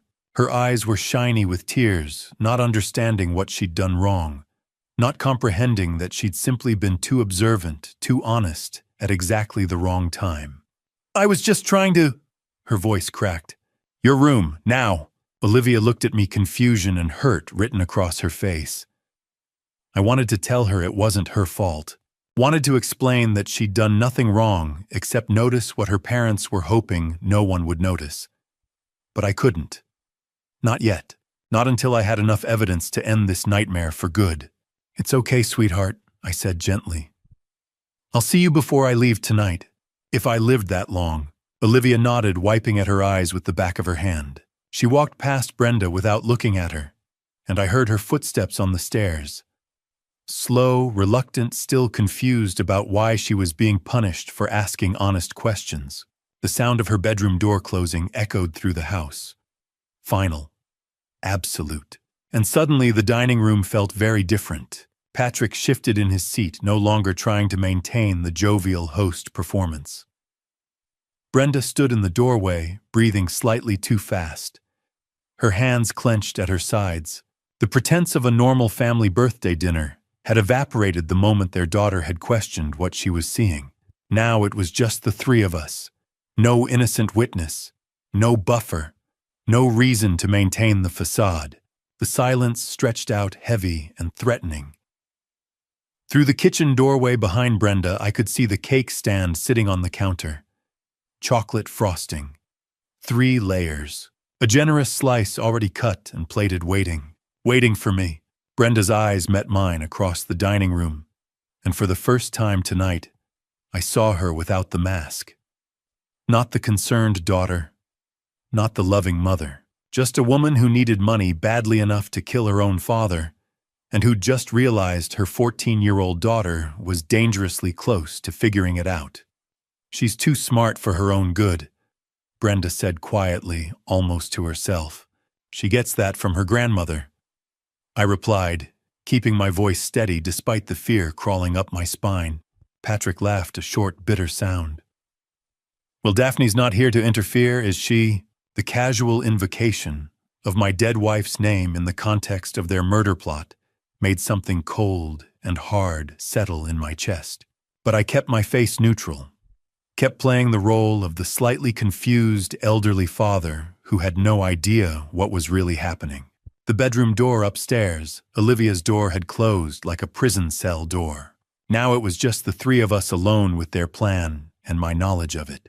When Brenda emerged from the kitchen, she carried a chocolate cake that should have represented love, but instead represented something far darker. The cake was perfect 3 layers of rich chocolate with dark ganache frosting, exactly the way Daphne used to make it for my birthday every year. The sight of it hit me like a physical blow. 45 years of birthdays, 45 times watching my wife carefully measure cocoa and sugar, test the layers with a toothpick, frost each tier with patient precision. She'd always saved the corner piece for me because she knew I liked the extra frosting. Now her daughter was using that same recipe to kill me. "Here we go," Brenda said, her voice artificially bright. But her hands trembled as she set the cake stand on the table between us. The tremor was slight, most people might not have noticed, but I'd spent 50 years reading structural vibrations in bridges. I knew instability when I saw it. She was nervous. "Good. That looks beautiful, honey," I said, keeping my voice warm, grandfatherly. "Just like Mom used to make." Something flickered across Brenda's face, guilt maybe, or just the recognition that she was about to poison her father with her dead mother's recipe. But it passed quickly, replaced by that false smile she'd been wearing all evening. "You know, I wanted tonight to be special," she said, picking up the cake server. "Your 73rd birthday deserves the best." 72nd. But I didn't correct her again. Let her think I was confused, forgetful the declining old man they'd been manufacturing for 8 weeks. She cut the first slice, a massive wedge easily 3 times larger than the pieces she'd cut for Patrick and herself. The disparity was obvious, almost comically so. A normal serving would have been 1/12 of the cake. Mine was closer to 1/4 of the entire thing. More cake meant more surface area. More surface area meant more places to hide crushed sedatives. And that's a lot of cake, I observed mildly. Well, it's your birthday. You should have as much as you want. Brenda's voice was steady, but I caught the white residue on her fingertips as she slid the plate toward me, a fine powder that clung to the whorls of her fingerprints like chalk dust. She noticed me looking and quickly wiped her hands on her napkin, but I'd already seen it. Evidence. The camera under my shirt had captured it. She positioned the plate directly in front of me with precise care, the fork and napkin arranged just so. Then she settled back into her chair, watching, waiting. Patrick shifted beside me, his fourth, or was it fifth bourbon, sitting half-finished at his elbow. He checked his watch, a quick flick of his wrist that he tried to make casual but came across as anxious. How long did crushed sedatives take to work? 15 minutes, 20. He was calculating timeline, probably figuring out when to call 911, how long to wait before discovering me unresponsive. Aren't you two having cake? I asked, noting their much smaller slices remained untouched on their plates. We'll wait for you to start, Brenda said. Birthday boy gets the first bite, of course. They needed to watch me eat the poison slice. Needed to be sure I'd actually consumed it before they could relax, before they could start mentally spending the money I represented. $870,000 from my house. $250,000 from life insurance. Over 1 million reasons to murder sitting right there in 3 layers of chocolate cake. I picked up my fork. The silver felt heavy in my hand, or maybe that was just my awareness of what the next 60 seconds would determine. Eat this cake and I'd die. Probably within the hour while they sat here pretending to be concerned, waiting just long enough to make my death look accidental before calling for help that would arrive too late. Don't eat it, and I'd have to explain why. Would have to reveal I knew what they'd done, what they were planning. And then what? Would Patrick grab me? Would Brenda call Dr. Graves to come assess my paranoid delusions? The clock on the wall behind Patrick read 7:42. 48 minutes until Susan called Detective Torres. 48 minutes until backup arrived. I just had to survive that long. I'm Dad. Brenda's voice had an edge now. Are you okay? I realized I'd been staring at the cake for too long. Just admiring it, I said. You did such a beautiful job. Mom would be proud. The invocation of Daphne seemed to hit Brenda harder than I'd expected. Her mouth tightened, and for just a second, I saw something that might have been grief, or maybe just irritation that I was taking so long to eat the murder weapon she'd so carefully prepared. Well, go ahead. Patrick said, his jovial mask slipping to reveal the desperate man underneath. Try it. Brenda worked on it all afternoon. I'll bet she did. Carefully crushing pills, measuring dosage, mixing the powder into the frosting where it would be invisible against the dark chocolate. Making sure the slice she gave me contained enough sedatives to stop my 72-year-old heart. I cut into the cake with my fork. The layers separated perfectly. Daphne's recipe was always reliable. Moist chocolate cake, rich ganache, smooth and dark. It looked delicious. It smelled like every birthday I'd had for 4 decades. It would kill me if I ate it. I lifted the fork toward my mouth. Let it hover there for just a moment. Everything depended on what happened in the next 60 seconds. Before I tell you how I escaped what was waiting for me that night, pause for a moment. Based on everything you've heard so far, what do you think was really happening, and what would you have done in my place? Share your thoughts or predictions in the comments so I know you're still here with me. And after you finish the video, rate it on a scale of 1 to 10 in the comments. Your support truly helps me make even better stories. One important note. The next part of this story includes fictional elements, and some details may not fully reflect reality. If that's not something you're comfortable with, this is a good place to stop watching. I'm sorry, I said slowly, pushing back from the table, letting my chair scrape against the hardwood floor. I need to wash my hands before I eat. Old Navy habit. The fork was still in my hand, the poisoned cake still untouched on my plate. I set the fork down carefully, like an old man who needed to concentrate on simple tasks. Brenda's face went rigid. "Dad, just eat first. The cake will get warm." Too eager. The desperation in her voice was naked, unmistakable. She needed me to eat that cake, needed to watch me consume the lethal dose she'd so carefully measured into the frosting. Just a minute," I said, my voice mild apologetic. "Won't take long." I stood moving with the careful slowness I'd been cultivating all evening, the slightly unsteady gait of a 72-year-old man who might be exactly as confused as his daughter had been claiming. Patrick didn't even look up, was already refilling his bourbon for what had to be his 6th drink of the evening, rambling about some real estate investment opportunity in Portland that probably didn't exist. The hallway stretched out before me. The bathroom was to the left, clearly visible from the dining room. Instead, I turned right. The sideboard sat against the wall, a massive piece of mahogany that Brenda had probably paid too much for. On top of it, serving dishes from dinner still waited to be cleared. And there, exactly where I'd noticed it earlier when Patrick had served himself pot roast, was his plate. His cake plate. The one Brenda had cut for him, a normal-sized slice, maybe 1/12 of the total cake. No white powder residue on the frosting. No triple-sized portion meant to hide a lethal dose of sedatives. Just regular chocolate cake made from Daphne's recipe. Safe cake. My hands moved before my brain fully caught up, decades of Navy training taking over. Fast, silent, precise. The kind of muscle memory you develop when you're 22, and your life depends on following orders without hesitation. Swap Scott's plate with Patrick's plate. Leave the poison slice on the sideboard. Take the safe slice back to the table. The plates were identical. Brenda's good china with the gold trim she'd probably bought on credit, like everything else in this house. Same size, same weight, same positioning of the fork and napkin. 3 seconds, maybe 4. That's all it took. I heard Patrick's voice from the dining room still going on about Portland. "Market's about to explode. I'm telling you, if we can just get the capital together." He had no idea he was about to eat the sedatives meant to kill his father-in-law.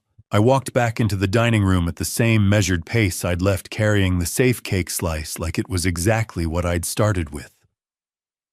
Patrick hadn't even noticed I'd gone. Brenda was watching me like a hawk, her eyes tracking my movement from hallway to chair. "Feel better?" she asked, her voice tight. "Much." I sat down, picked up my fork, and cut into the cake. Took a bite. Let the chocolate melt on my tongue, rich, familiar, exactly the way Daphne used to make it. For a moment, grief hit me harder than fear. This should have been a celebration. Should have been family gathered around a table sharing memories and laughter, and a cake made with love instead of murder. "It's perfect, honey," I said and meant it. The cake was perfect. It was just the people around it who were poison. Brenda's shoulders relaxed slightly. She'd watched me take that first bite, had seen me swallow, and relief flooded her face. "He's eating it. He's consuming the sedatives. The plan is working. Except, I wasn't eating poisoned cake." Patrick's safe slice sat on my plate while the lethal dose waited on the sideboard in the hallway, exactly where Patrick had left his original plate. Patrick was still talking, his words starting to slur together, now that the bourbon was really hitting him. "Shut. This guy I know, Marcus. He's got connections in Spokane, says we could flip properties for..." He cut into his own cake, the fork moving automatically while he rambled. Brought it to his mouth. Took a big bite, the first bite of what should have been his safe slice, what was now the poisoned portion that Brenda had prepared so carefully for her father. I watched him swallow, take another bite, still talking, barely tasting the cake, just shoveling it in between sentences about investments and opportunities and all the lies he'd been telling himself to justify what they'd planned to do tonight. The clock on the wall read 7:47. 43 minutes until Susan called Detective Torres. I took another bite of my safe cake, let it sit on my tongue for a moment before swallowing, and counted the seconds in my head.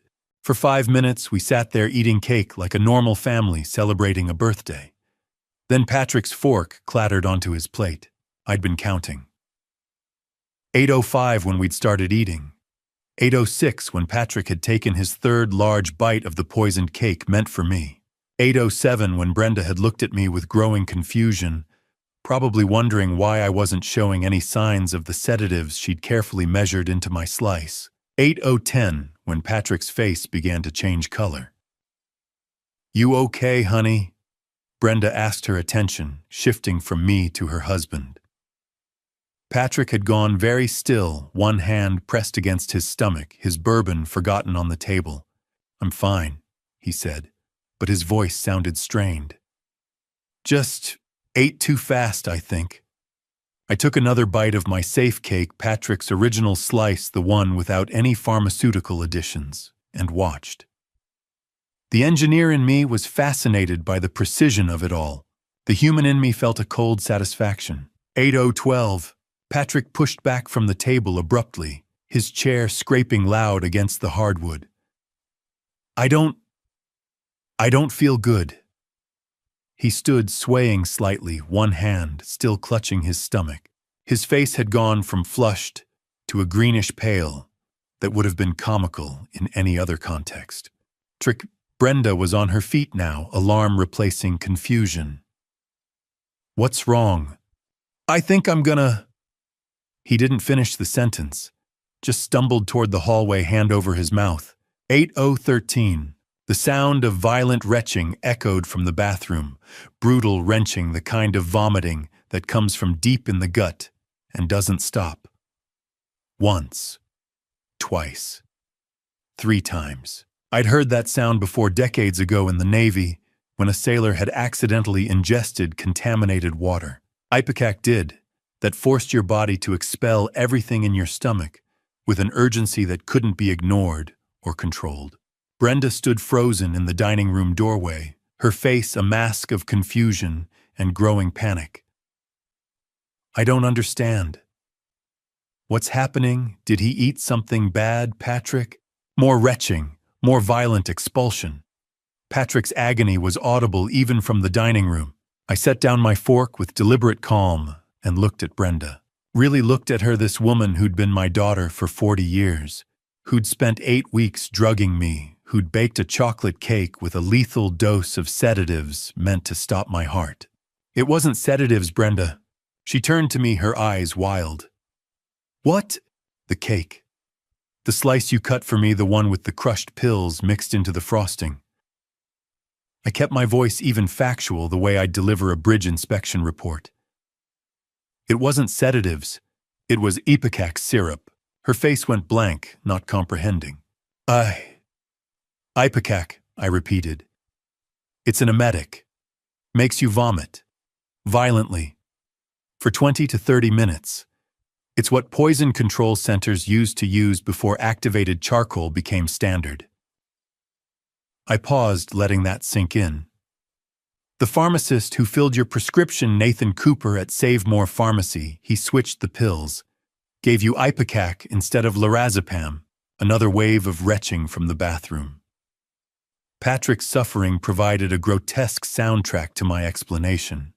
"That's impossible," Brenda whispered. "I picked up the prescription myself. I saw the label. It said lorazepam, but the pills inside weren't lorazepam." I picked up my water glass, took a sip, completely calm. "Nathan has a conscience, apparently. When he figured out what you and Patrick were planning, he made a substitution. He couldn't quite bring himself to call the police. That would have cost him his job, maybe his license. But he also couldn't let you kill me. So he gave you something that would make me violently ill, but wouldn't actually harm me." Brenda's legs seemed to give out. She sank back into her chair, staring at me like I was speaking a foreign language. "Oh, of course I didn't eat the ipecac-laced cake anyway," I continued. "When I went to wash my hands, that old Navy habit I mentioned, I swapped plates. The poisoned slice you cut for me, Patrick just ate it. And he's discovering right now what 30 milligrams of crushed ipecac mixed into chocolate frosting does to a human digestive system. The bathroom had gone momentarily quiet. Then another violent heave followed by Patrick's groan of misery. Brenda's face cycled through emotions: shock, disbelief, denial, and finally dawning horror. You knew. This whole time you knew. Susan Mitchell called me this afternoon. The nurse at Evergreen Medical. She recognized what you were doing. Recognized it because she'd watched her own mother die from the same scheme 3 years ago.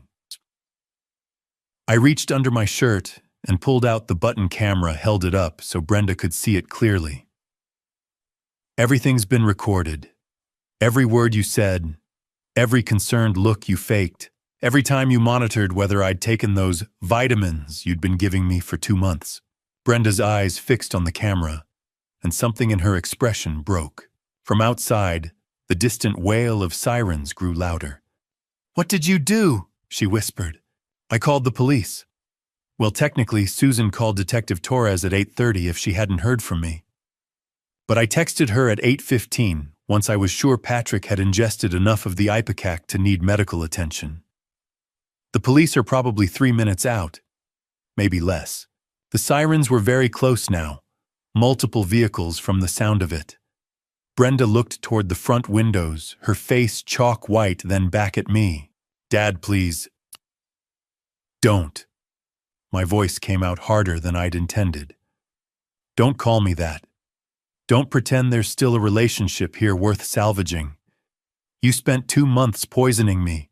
You baked me a birthday cake meant to kill me. You were planning to sit here and watch me die, then call 911 just late enough that I'd be dead before help arrived." I stood, the camera still in my hand. "You chose money over your father. You chose a loan shark's deadline over the man who raised you, who taught you to ride a bike, who walked you down the aisle on your wedding day." The sirens cut off abruptly. They'd arrived. Patrick stumbled out of the bathroom, his face gray, his shirt soaked with sweat, just as the front door I'd deliberately left unlocked burst open. Detective Michael Torres strode in, badge held high, followed by 3 uniformed officers and 2 paramedics. "Freeze. Seattle Police." The chaos of flashing lights and barked commands felt surreal, like watching a movie where I was both observer and actor. Paramedics had Patrick on the dining room floor, checking his vitals while he retched into a plastic basin they'd provided. One of them, a young woman with her hair pulled back in a tight bun, looked up at Detective Torres with confusion. Her blood pressure's elevated but stable. Pulse is fast but regular. Pupils responsive. She glanced at Patrick as another wave of nausea hit him.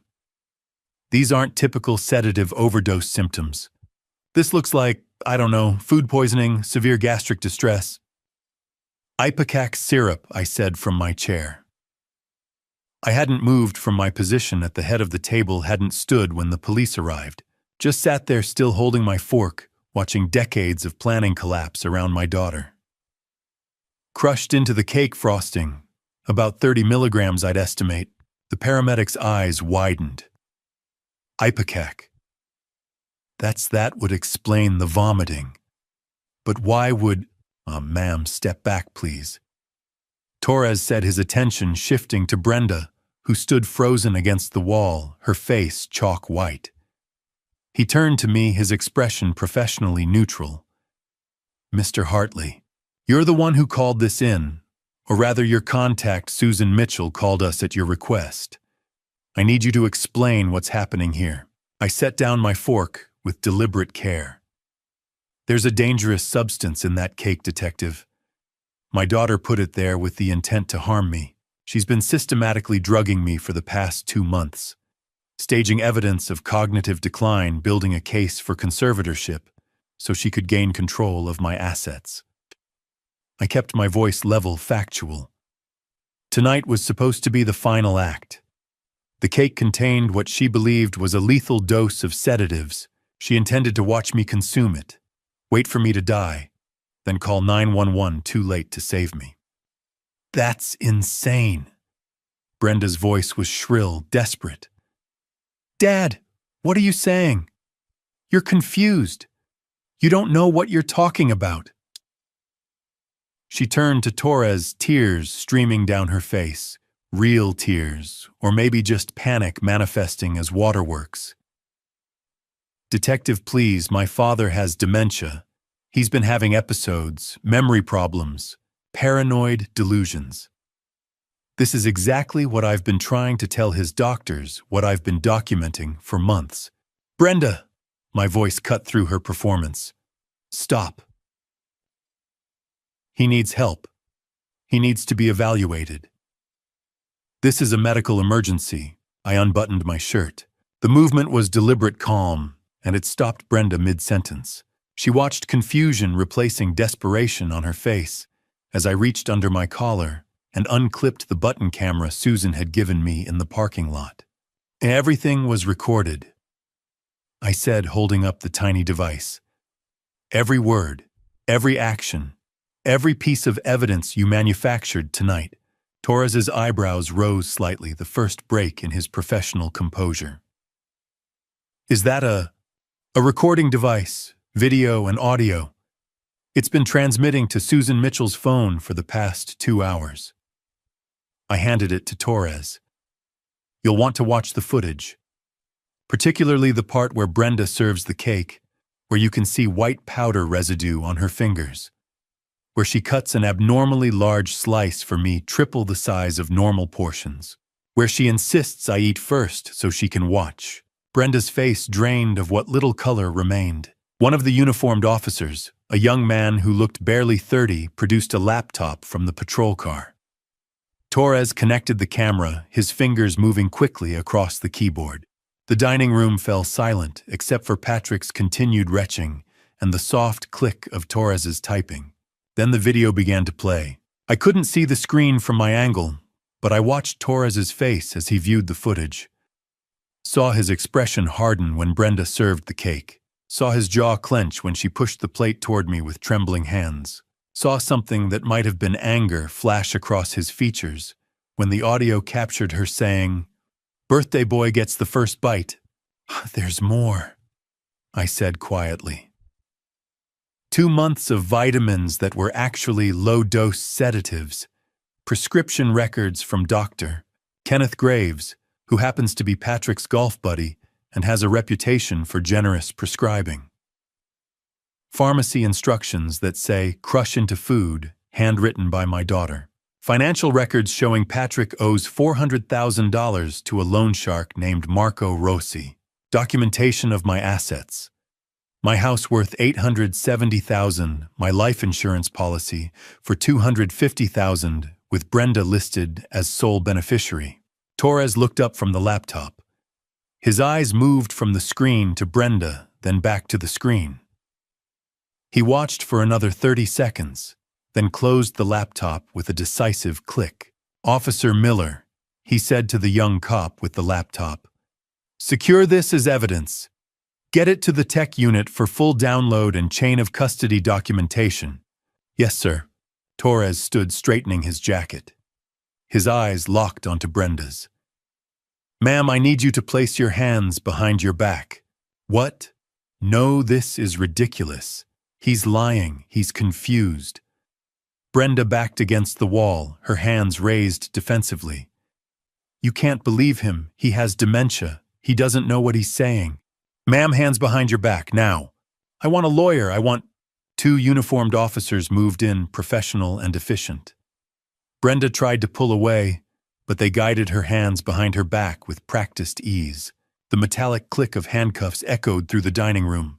Torres's voice was cold, professional, delivering the words with the weight of law behind them. "Brenda Walsh, you're under arrest for elder endangerment, conspiracy, and elder abuse. You have the right to remain silent. Anything you say can and will be used against you in a court of law. You have the right to an attorney. If you cannot afford an attorney, one will be appointed for you." Brenda's scream, high-pitched, desperate, the sound of someone watching their carefully constructed life shatter, echoed through the house as the officers began leading her toward the door. The emergency room reeked of disinfectant and desperation, the harsh fluorescent lighting a brutal assault after the warm deception of that dining room. I sat in a plastic chair in the interview area, a glorified corner separated from the main ER by a flimsy curtain, while Detective Torres took my formal statement. Across the emergency department, visible through the gap in the curtain, Patrick lay in an ER bed with an IV in his arm and a uniformed officer standing guard. He'd stopped vomiting about 30 minutes ago, but he still looked like death warmed over. Appropriate considering what he'd tried to do. And you said you swapped the plates when you went to wash your hands. Torres was saying, his pen moving across his notepad in quick, efficient strokes. You took Patrick's safe slice from the sideboard and left your poisoned slice there. Skiing. Correct. I kept my voice steady, factual. I'd given this statement 3 times already, once at the house, once in the patrol car, and now here in the ER. The repetition was deliberate, Torres checking for inconsistencies in my story. But there weren't any inconsistencies. Just the truth, cold and simple as structural steel. A woman in a white coat approached her hospital ID badge swinging from a lanyard around her neck. Mid-40s, dark hair pulled back in a bun, the kind of tired eyes that came from too many late shifts. Detective Torres. She extended her hand. Dr. Claire Donovan, toxicology. I have the preliminary results on your patient. Torres stood shaking her hand. That was fast. Elder abuse cases get priority. Dr. Donovan pulled a tablet from under her arm, swiping through screens. Your victim, she glanced at me. Mr. Hartley, correct, we ran a full toxicology panel. And here's where it gets interesting. I leaned forward despite myself. No sedatives detected. Dr. Donovan said, her finger tracing down the tablet screen. No benzodiazepines, no barbiturates, no Z-drugs. Nothing in the sedative hypnotic class at all. Torres frowned. But the daughter claimed she'd been giving him sedatives for 2 months. The prescription records, I'm telling you what the blood work shows. Mr. Hartley's system is clean. Dr. Donovan swiped to another screen. What we did find in Mr. Patrick Walsh's system is emetine and cephaline, both alkaloids found in ipecac syrup. Levels consistent with ingestion approximately 2 to 3 hours ago. Ipecac, Torres's frown deepened. That's an emetic. Makes you vomit. How did sedatives become ipecac? A thought hit me like a freight train. Someone had switched the pills before tonight. Before Brenda ever crushed them into that chocolate frosting. Detective, Patrick's voice, weak and hoarse, drifted across the ER. The uniformed officer stepped aside as Torres moved toward the bed, and I followed Torres, not stopping me. Patrick looked up at us with red-rimmed eyes, his face still pale and clammy. I need to tell you something. Torres pulled out his notepad. Go ahead, Mr. Walsh. The pills, the lorazepam. I got them from Nathan Cooper. Patrick's voice cracked. Save More Pharmacy on Pike Street. He sold them to me. Under the table. No prescription. I paid him $200. So you purchased sedatives illegally from a pharmacist named Nathan Cooper, Torres repeated, writing. At Save More on Pike Street. Yeah. I gave them to Brenda, told her they were what Dr. Graves prescribed for Scott. She thought they were legitimate. Patrick closed his eyes. But if what the doctor's saying is true, if they weren't sedatives at all, then someone switched them, I said quietly. All eyes turned to me. Nathan Cooper. I continued working through it aloud. Patrick gave him money for sedatives. Nathan took the money, gave him pills, said they were lorazepam. But they weren't. They were ipecac. I looked at Torres. He knew. He knew what Patrick was planning to do with them. Dr. Donovan nodded slowly. That would explain why Mr. Hartley's blood work is clean, despite allegedly taking sedatives for 2 months. If the vitamins his daughter gave him were actually ipecac all along, he would have been vomiting constantly. Torres finished. Which means they weren't ipecac for the past 2 months. Just tonight's dose. Nathan must have switched them recently, I said. Maybe when Brenda came to pick up the final prescription, he realized what she was planning and substituted ipecac for the lethal dose. Torres closed his notepad with a decisive snap. We need to bring in this Nathan Cooper. Get his statement. Find out exactly when and why he made the switch. But I already knew why. The same reason Susan Mitchell had called me. The same reason that nurse had risked her job to warn a stranger. Because some people still had a conscience. Some people couldn't stand by and watch a murder happen, even if reporting it officially might cost them everything. Nathan Cooper had saved my life, and he'd done it in a way that wouldn't immediately expose him. If Patrick's plan had worked, if I'd eaten that cake without swapping the plates, I would have gotten violently ill but recovered. Patrick and Brenda would have panicked, called 911, and I would have survived to tell the police what they'd done. Either way, Nathan had ensured I wouldn't die. Mr. Hartley. Torres's voice pulled me back to the present. You swapped the plates, which means you ate Patrick's safe slice. But Patrick ate what you thought was your poisoned slice, which turns out to have been ipecac instead of sedatives. He met my eyes. Now, if those pills had been real sedatives like Patrick and Brenda believed you'd be dead right now. The weight of that statement settled over me like a heavy blanket. Dead. Not in a hospital giving statements, but on a morgue slab while Brenda played the grieving daughter, and Patrick calculated how quickly they could access my bank accounts. Someone we don't know saved your life tonight. Torres said, his voice grave. We need to find whoever switched those pills. After midnight in a windowless room that reeked of burnt coffee and old paperwork, I learned the actual price my daughter had set on my life. Special Agent Lisa Monroe sat across from me, her FBI badge clipped to her belt, a laptop open between us. Detective Torres stood against the wall, arms folded, watching, as Monroe pulled up screen after screen of Patrick's digital life bank statements, text messages, search histories, the kind of evidence that told a story more damning than any confession. Mr. Hartley.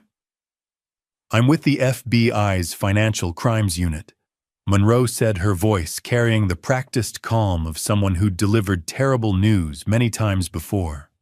Detective Torres called us in because your son-in-law's debts connect to an ongoing organized crime investigation. My chest tightened. Organized crime. Monroe turned the laptop toward me. The screen showed a series of wire transfers, each one larger than the last, all flowing from Patrick's account to something called Rossi Capital Management, LLC. The Marco Rossi, Monroe said. He runs a loan operation out of Tukwila. On paper, it's a legitimate private lending firm. In reality, it's a loan sharking operation with interest rates that would make a credit card company blush. We've been building a RICO case against him for 3 years. She clicked to another screen, text messages. I recognized Patrick's number at the top. Payment due October 30th. $400,000 plus interest. No extensions. 2 weeks, Patrick. Then we come for you. Chico, we know where your family lives. Your wife. Your daughter. Don't make this harder than it needs to be. The timestamp on the last message, October 1st. 2 weeks before tonight's dinner. 2 weeks before Patrick and Brenda had planned to kill me. $400,000! I said quietly, the number sitting heavy in my stomach. Gambling debts, Monroe confirmed. Online poker, mostly some sports betting. Patrick's been losing money for 2 years, borrowing from Marco to cover his losses, then losing more, trying to win it back. Classic addiction spiral. She clicked to another file, a spreadsheet labeled Assets Analysis. This is what we found on Patrick's laptop.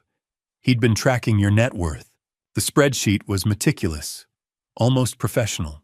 Scott Hartley residence, $870,000. Zillow estimate, no mortgage. Life insurance policy.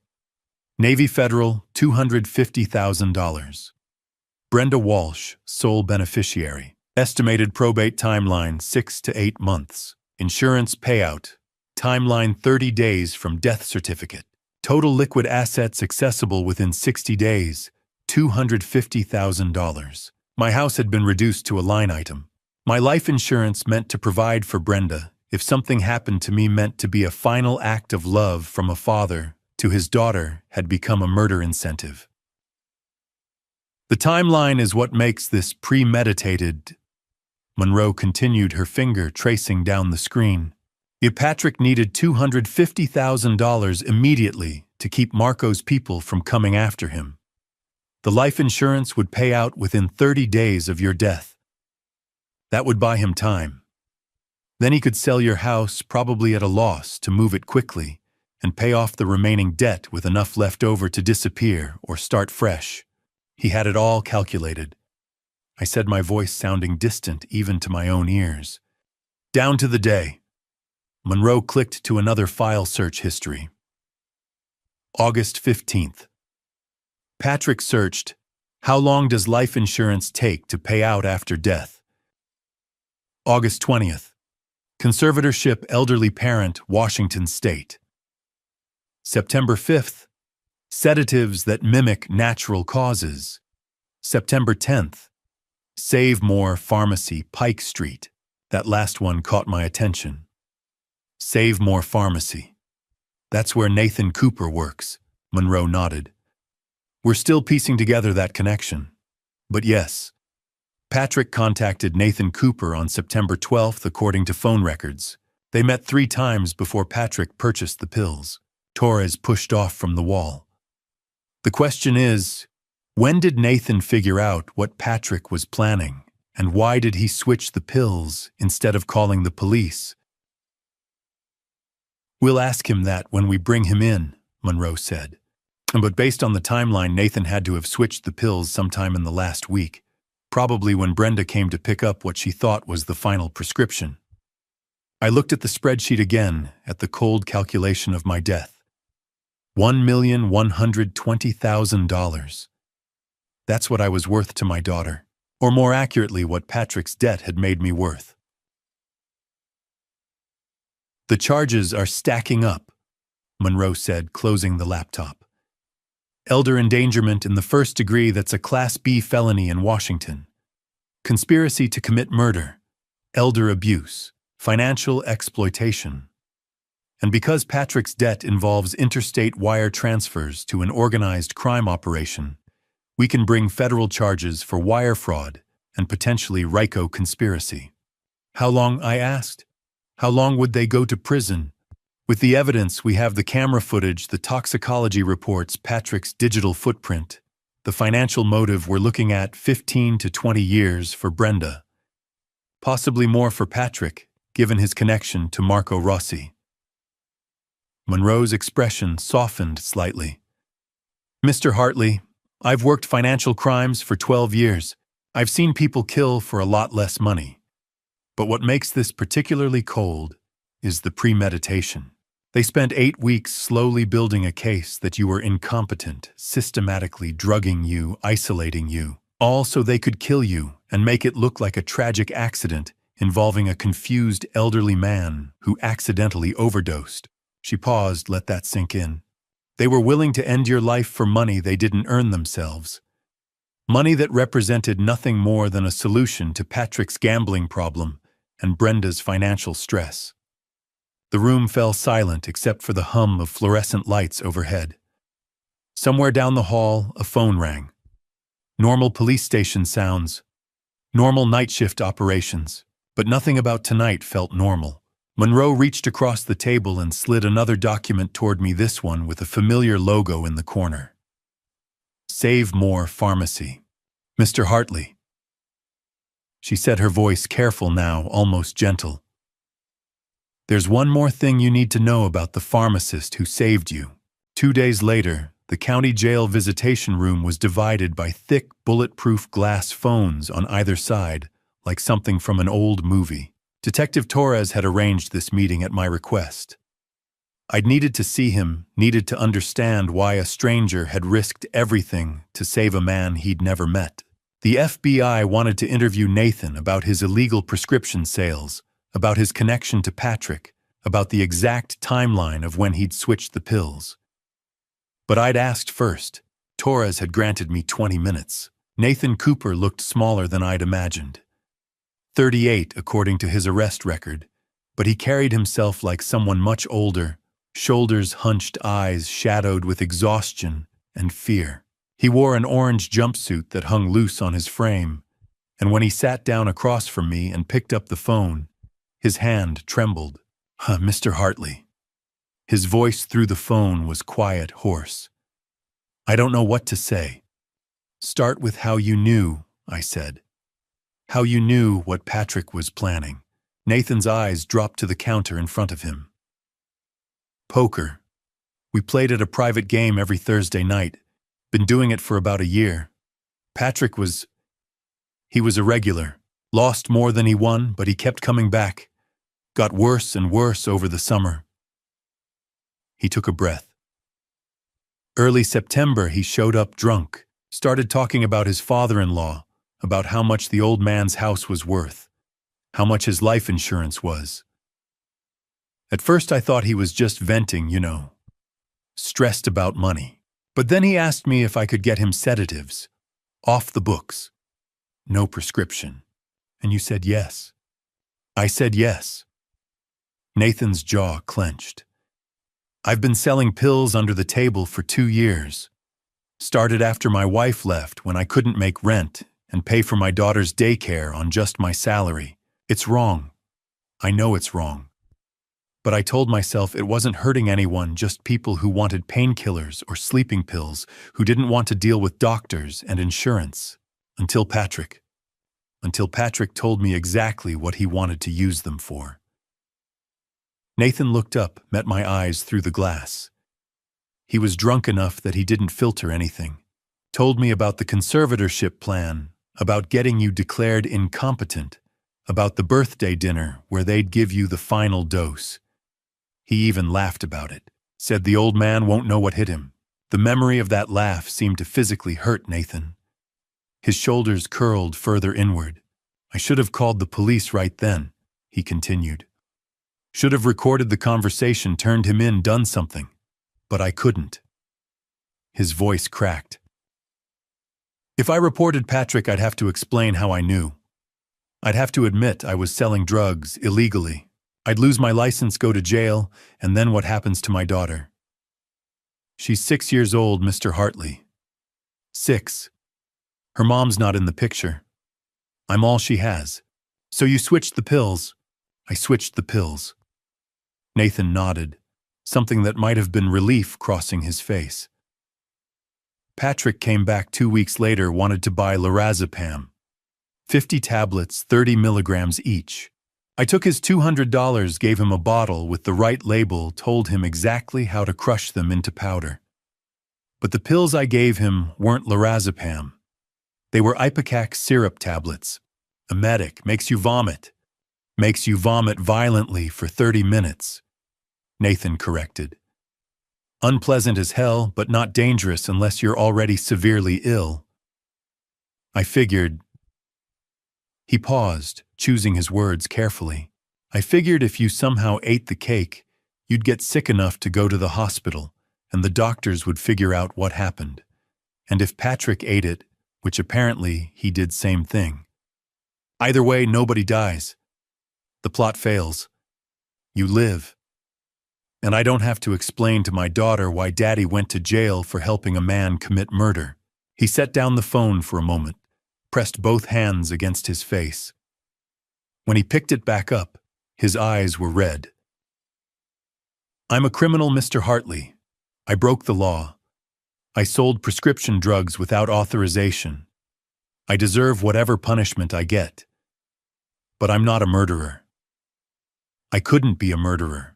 I couldn't let my daughter grow up knowing that her father had the chance to save someone's life and chose not to because he was protecting himself. Nathan reached into his jumpsuit pocket slowly so the guard wouldn't react and pulled out a small photo. He pressed it against the glass.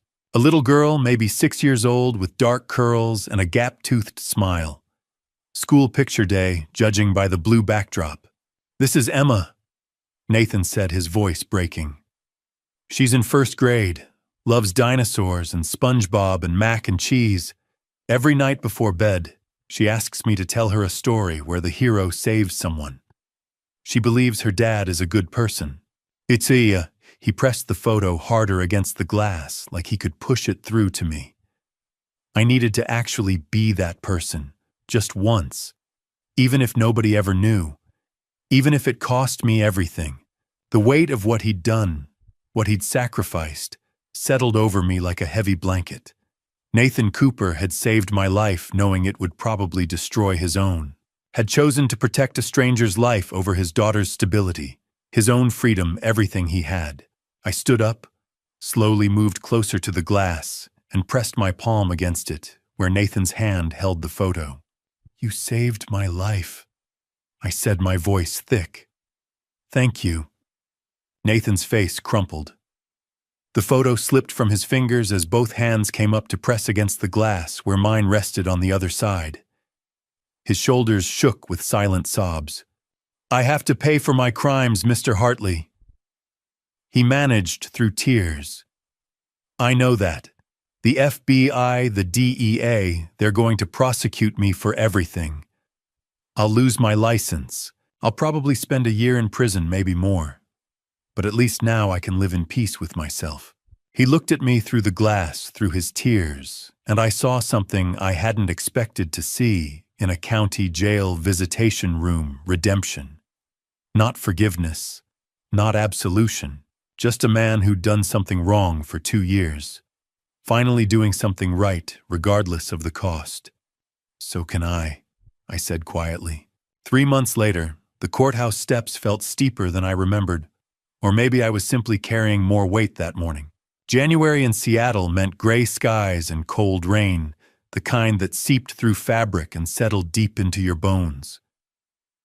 I wore my navy dress uniform. I hadn't put it on in 15 years, but it still fit. It felt right, like I was standing not only for myself, but for everyone betrayed by the people they trusted most. Inside, the courtroom was full.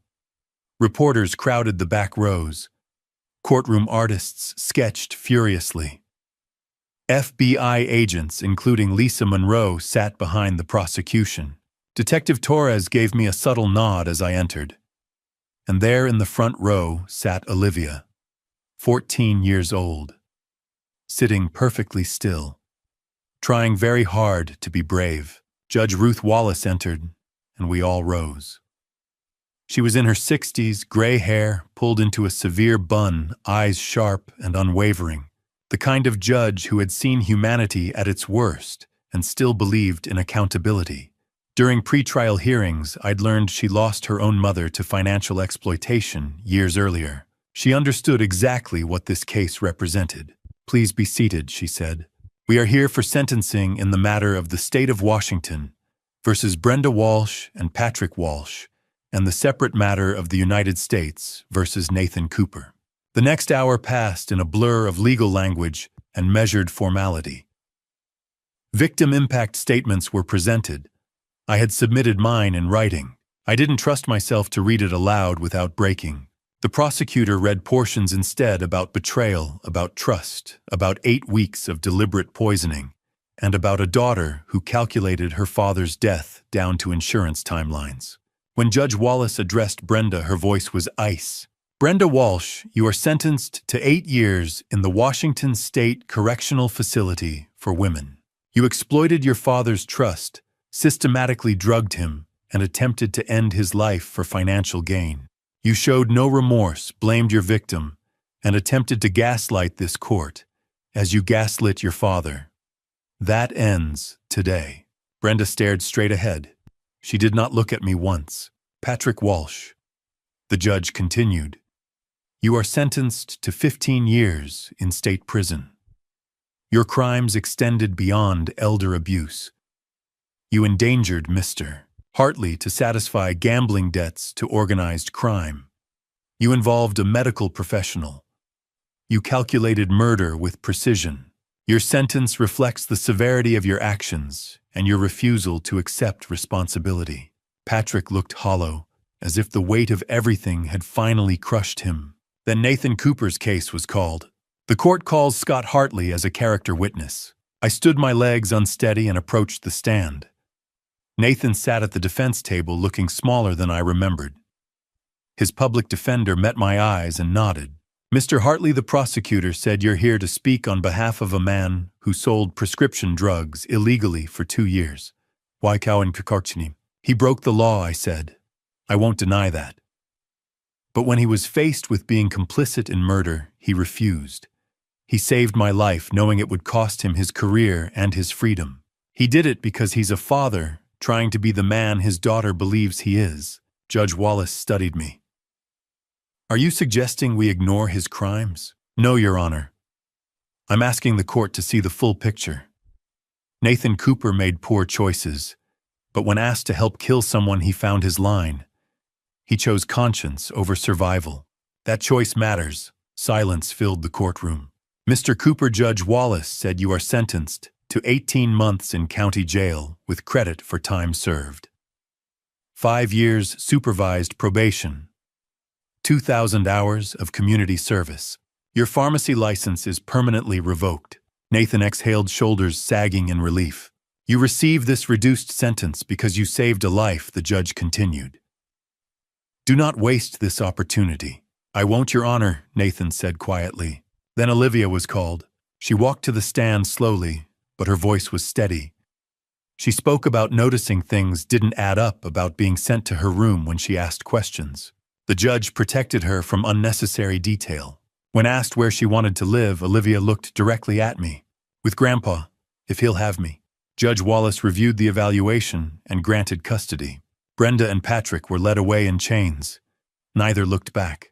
I felt no triumph, only exhaustion and grief. Outside, reporters swarmed. Olivia slipped her hand into mine. What happens now? She whispered. I squeezed her hand gently. Now we heal, sweetheart. Now we heal.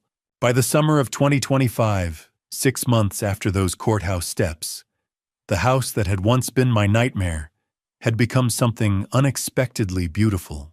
The July sun poured through open windows, warming the hardwood floors where Brenda had once served poisoned cake. The dining room where Patrick had eaten his own murder weapon now held a long table surrounded by mismatched chairs, most of them donated, where people could gather without fear. The kitchen smelled of fresh coffee and blueberry muffins Susan had baked before sunrise. The Hartley Mitchell safe house, named for both of us, the man who survived and the nurse who refused to let him die. Susan stood in the living room, adjusting a banner that read, "Welcome Home," painted in Olivia's careful handwriting. She looked different than she had 9 months earlier in that dim parking lot, handing me a button camera and a desperate plan. The exhaustion had faded from her face. She'd found purpose here, directing this place using her nursing skills to help people like her mother, people betrayed by those they trusted most. They'll be here in 20 minutes, she said, checking her watch. Are you ready? I nodded. Our first 2 residents. Margaret, 78, whose son had forged her signature for 3 years, and James, 81, whose daughter-in-law had been overdosing him on sleeping pills while quietly selling his belongings. Both had been rescued by adult protective services. Both needed a safe place to begin again. Both needed what I had needed, people who wanted their time and stories, not their money. Grandpa. Olivia came downstairs with her laptop under one arm. The tech corner's ready. 3 iPads charged. She'd turned 17 last month. Finished her college applications and earned a full scholarship to the University of Washington to study social work. The girl who had once been an innocent witness to her parents' crime had decided to spend her life protecting others. I couldn't have been more proud. Nathan just pulled up, Susan said from the window. I watched him park his old Honda. Emma climbed out beside him, 7 years old now, her gap-toothed smile unchanged. Nathan had been released after 4 months for good behavior and now served the rest of his sentence on supervised probation. He volunteered here 3 days a week, teaching medication safety and basic chemistry, using his knowledge for something good. Mr. Hartley, he said, shaking my hand. Emma wanted to help with the welcome cookies. Then she needs an apron, I said, ruffling her hair. She laughed and ran into the kitchen where Susan was already setting out bowls. At 2 o'clock, Detective Torres arrived with Margaret and James. I watched them climb the porch steps, carefully holding small suitcases containing what remained of lives damaged by greed. Margaret's hands trembled. James kept glancing behind him. I recognized that fear. Welcome, I said, opening the door wide. You're safe here. Margaret's eyes filled with tears. I don't have much money left. My son took. We don't want your money, I said gently. We want you to heal. That's all. At 3 o'clock, we gathered in the backyard for the sign unveiling. Susan had commissioned a local artist to carve it from reclaimed wood, Hartley Mitchell's safe house where family begins again. I'd prepared a short speech. Just the truth. 9 months ago, I sat at a table with people I loved, and they tried to kill me for money. My daughter, my son-in-law, people I trusted completely. They calculated my death down to insurance timelines. I paused, looking at Susan, Nathan, Olivia, Margaret, James, and Detective Torres. That experience taught me something important. Family isn't defined by blood. Family is defined by who shows up when it matters, who risks everything to protect you, who chooses love when there's nothing to gain. I gestured to the house. This place exists because strangers became family. Susan warned me. Nathan saved me. Detective Torres believed me. Dr. Donovan proved it. Olivia stayed when she didn't have to. None of them gained anything. They did it because that's what real family does. Susan wiped her eyes. Nathan lifted Emma onto his shoulders. Olivia stepped beside me and took my hand. So the house that was meant to be sold after my death is now dedicated to rebuilding lives. Not the families people were born into, but the families they choose. I pulled the cord, and the sign swung into the sunlight. Welcome home. Later, as evening settled, I stood on the porch watching Olivia teach Margaret how to use an iPad. The woman laughed as she sent her first email to a granddaughter she'd been kept from. Inside, Nathan helped James organize his medications, explaining labels and dosages. Susan prepared tomorrow's meals, humming softly. On the mantel, Daphne's photo smiled. Beside it sat her chocolate cake recipe, not as a reminder of poison, but of reclamation. My phone buzzed. A message from Detective Torres Marco Rossi, indicted on 47 counts. Patrick cooperated. Justice. Another text followed Mr. Hartley. This is Margaret. Olivia helped me with my phone. Thank you for giving me hope again. I looked through the window at Margaret smiling at her screen like it was a miracle. Maybe it was. Olivia stepped beside me and handed me lemonade. It's really happening. Everything we planned, I said. She leaned against me as laughter echoed through the house. Family isn't blood. Family is choice. And this was a legacy worth leaving. And to you listening to this story, remember this family betrayal cuts deeper than any stranger's knife, because it comes from the hands we trusted to hold us, not harm us. I learned that lesson at 72 years old, sitting at a birthday dinner where my own daughter served me poisoned cake. But I also learned something more important, that God places people in our path exactly when we need them. Susan, Nathan. Detective Torres, none of them were family by blood, but all of them chose to save a stranger's life when they had nothing to gain from it. That's divine intervention wearing human faces. Looking back, I see my mistakes clearly now. I trusted without verifying. I ignored the small warning signs because I didn't want to believe my daughter could change so drastically. I let love blind me to reality. Don't be like me. Don't assume that because someone is family, they have your best interests at heart. Watch for the signs: sudden interest in your finances, attempts to isolate you from friends, unexplained medications, pressure to sign documents you haven't reviewed. Trust your instincts. If something feels wrong, it probably is. Here's my personal belief earned through 9 months of hell, and healing grandpa stories like mine aren't meant to make you paranoid. They're meant to make you prepared. We elder folks have a responsibility to protect ourselves and each other.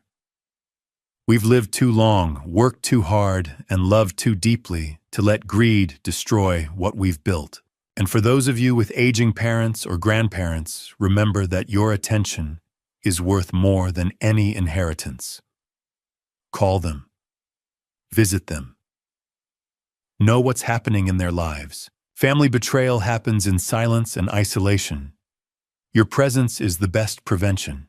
The grandpa stories that matter most aren't the ones about being victimized. They're the ones about surviving, healing, and building something better from the ashes. That's what the Hartley Mitchell Safe House represents. That's what Olivia's decision to study social work represents. That's what Nathan's choice to teach chemistry instead of sell illegal pills represents. Redemption, second chances, grandpa stories about hope. So here's my call to action for you. If this story resonated with you, if it made you think about your own family relationships or opened your eyes to elder abuse, leave a comment below sharing your thoughts or your own experiences. Your story might save someone else. Share this video with someone who needs to hear it. Maybe an elderly neighbor, maybe an adult child who needs a wake-up call. And if you found value in this grandpa story, please subscribe to this channel. There are more stories coming. Stories that might just change your life or save someone you love. Thank you for staying with me until the end. Thank you for listening to an old man's tale of family betrayal and redemption. A final note, the stories on this channel contain fictional elements created for educational purposes. While inspired by real-world issues, characters and specific events are dramatized to illustrate important lessons. If this content isn't for you, please feel free to explore other videos that better suit your preferences. But if you stay, know that every story here is told with one purpose: to protect, to educate, and to remind you that you're never alone. Stay safe, stay vigilant, and remember, real family is the people who show up when it costs them something. God bless you all.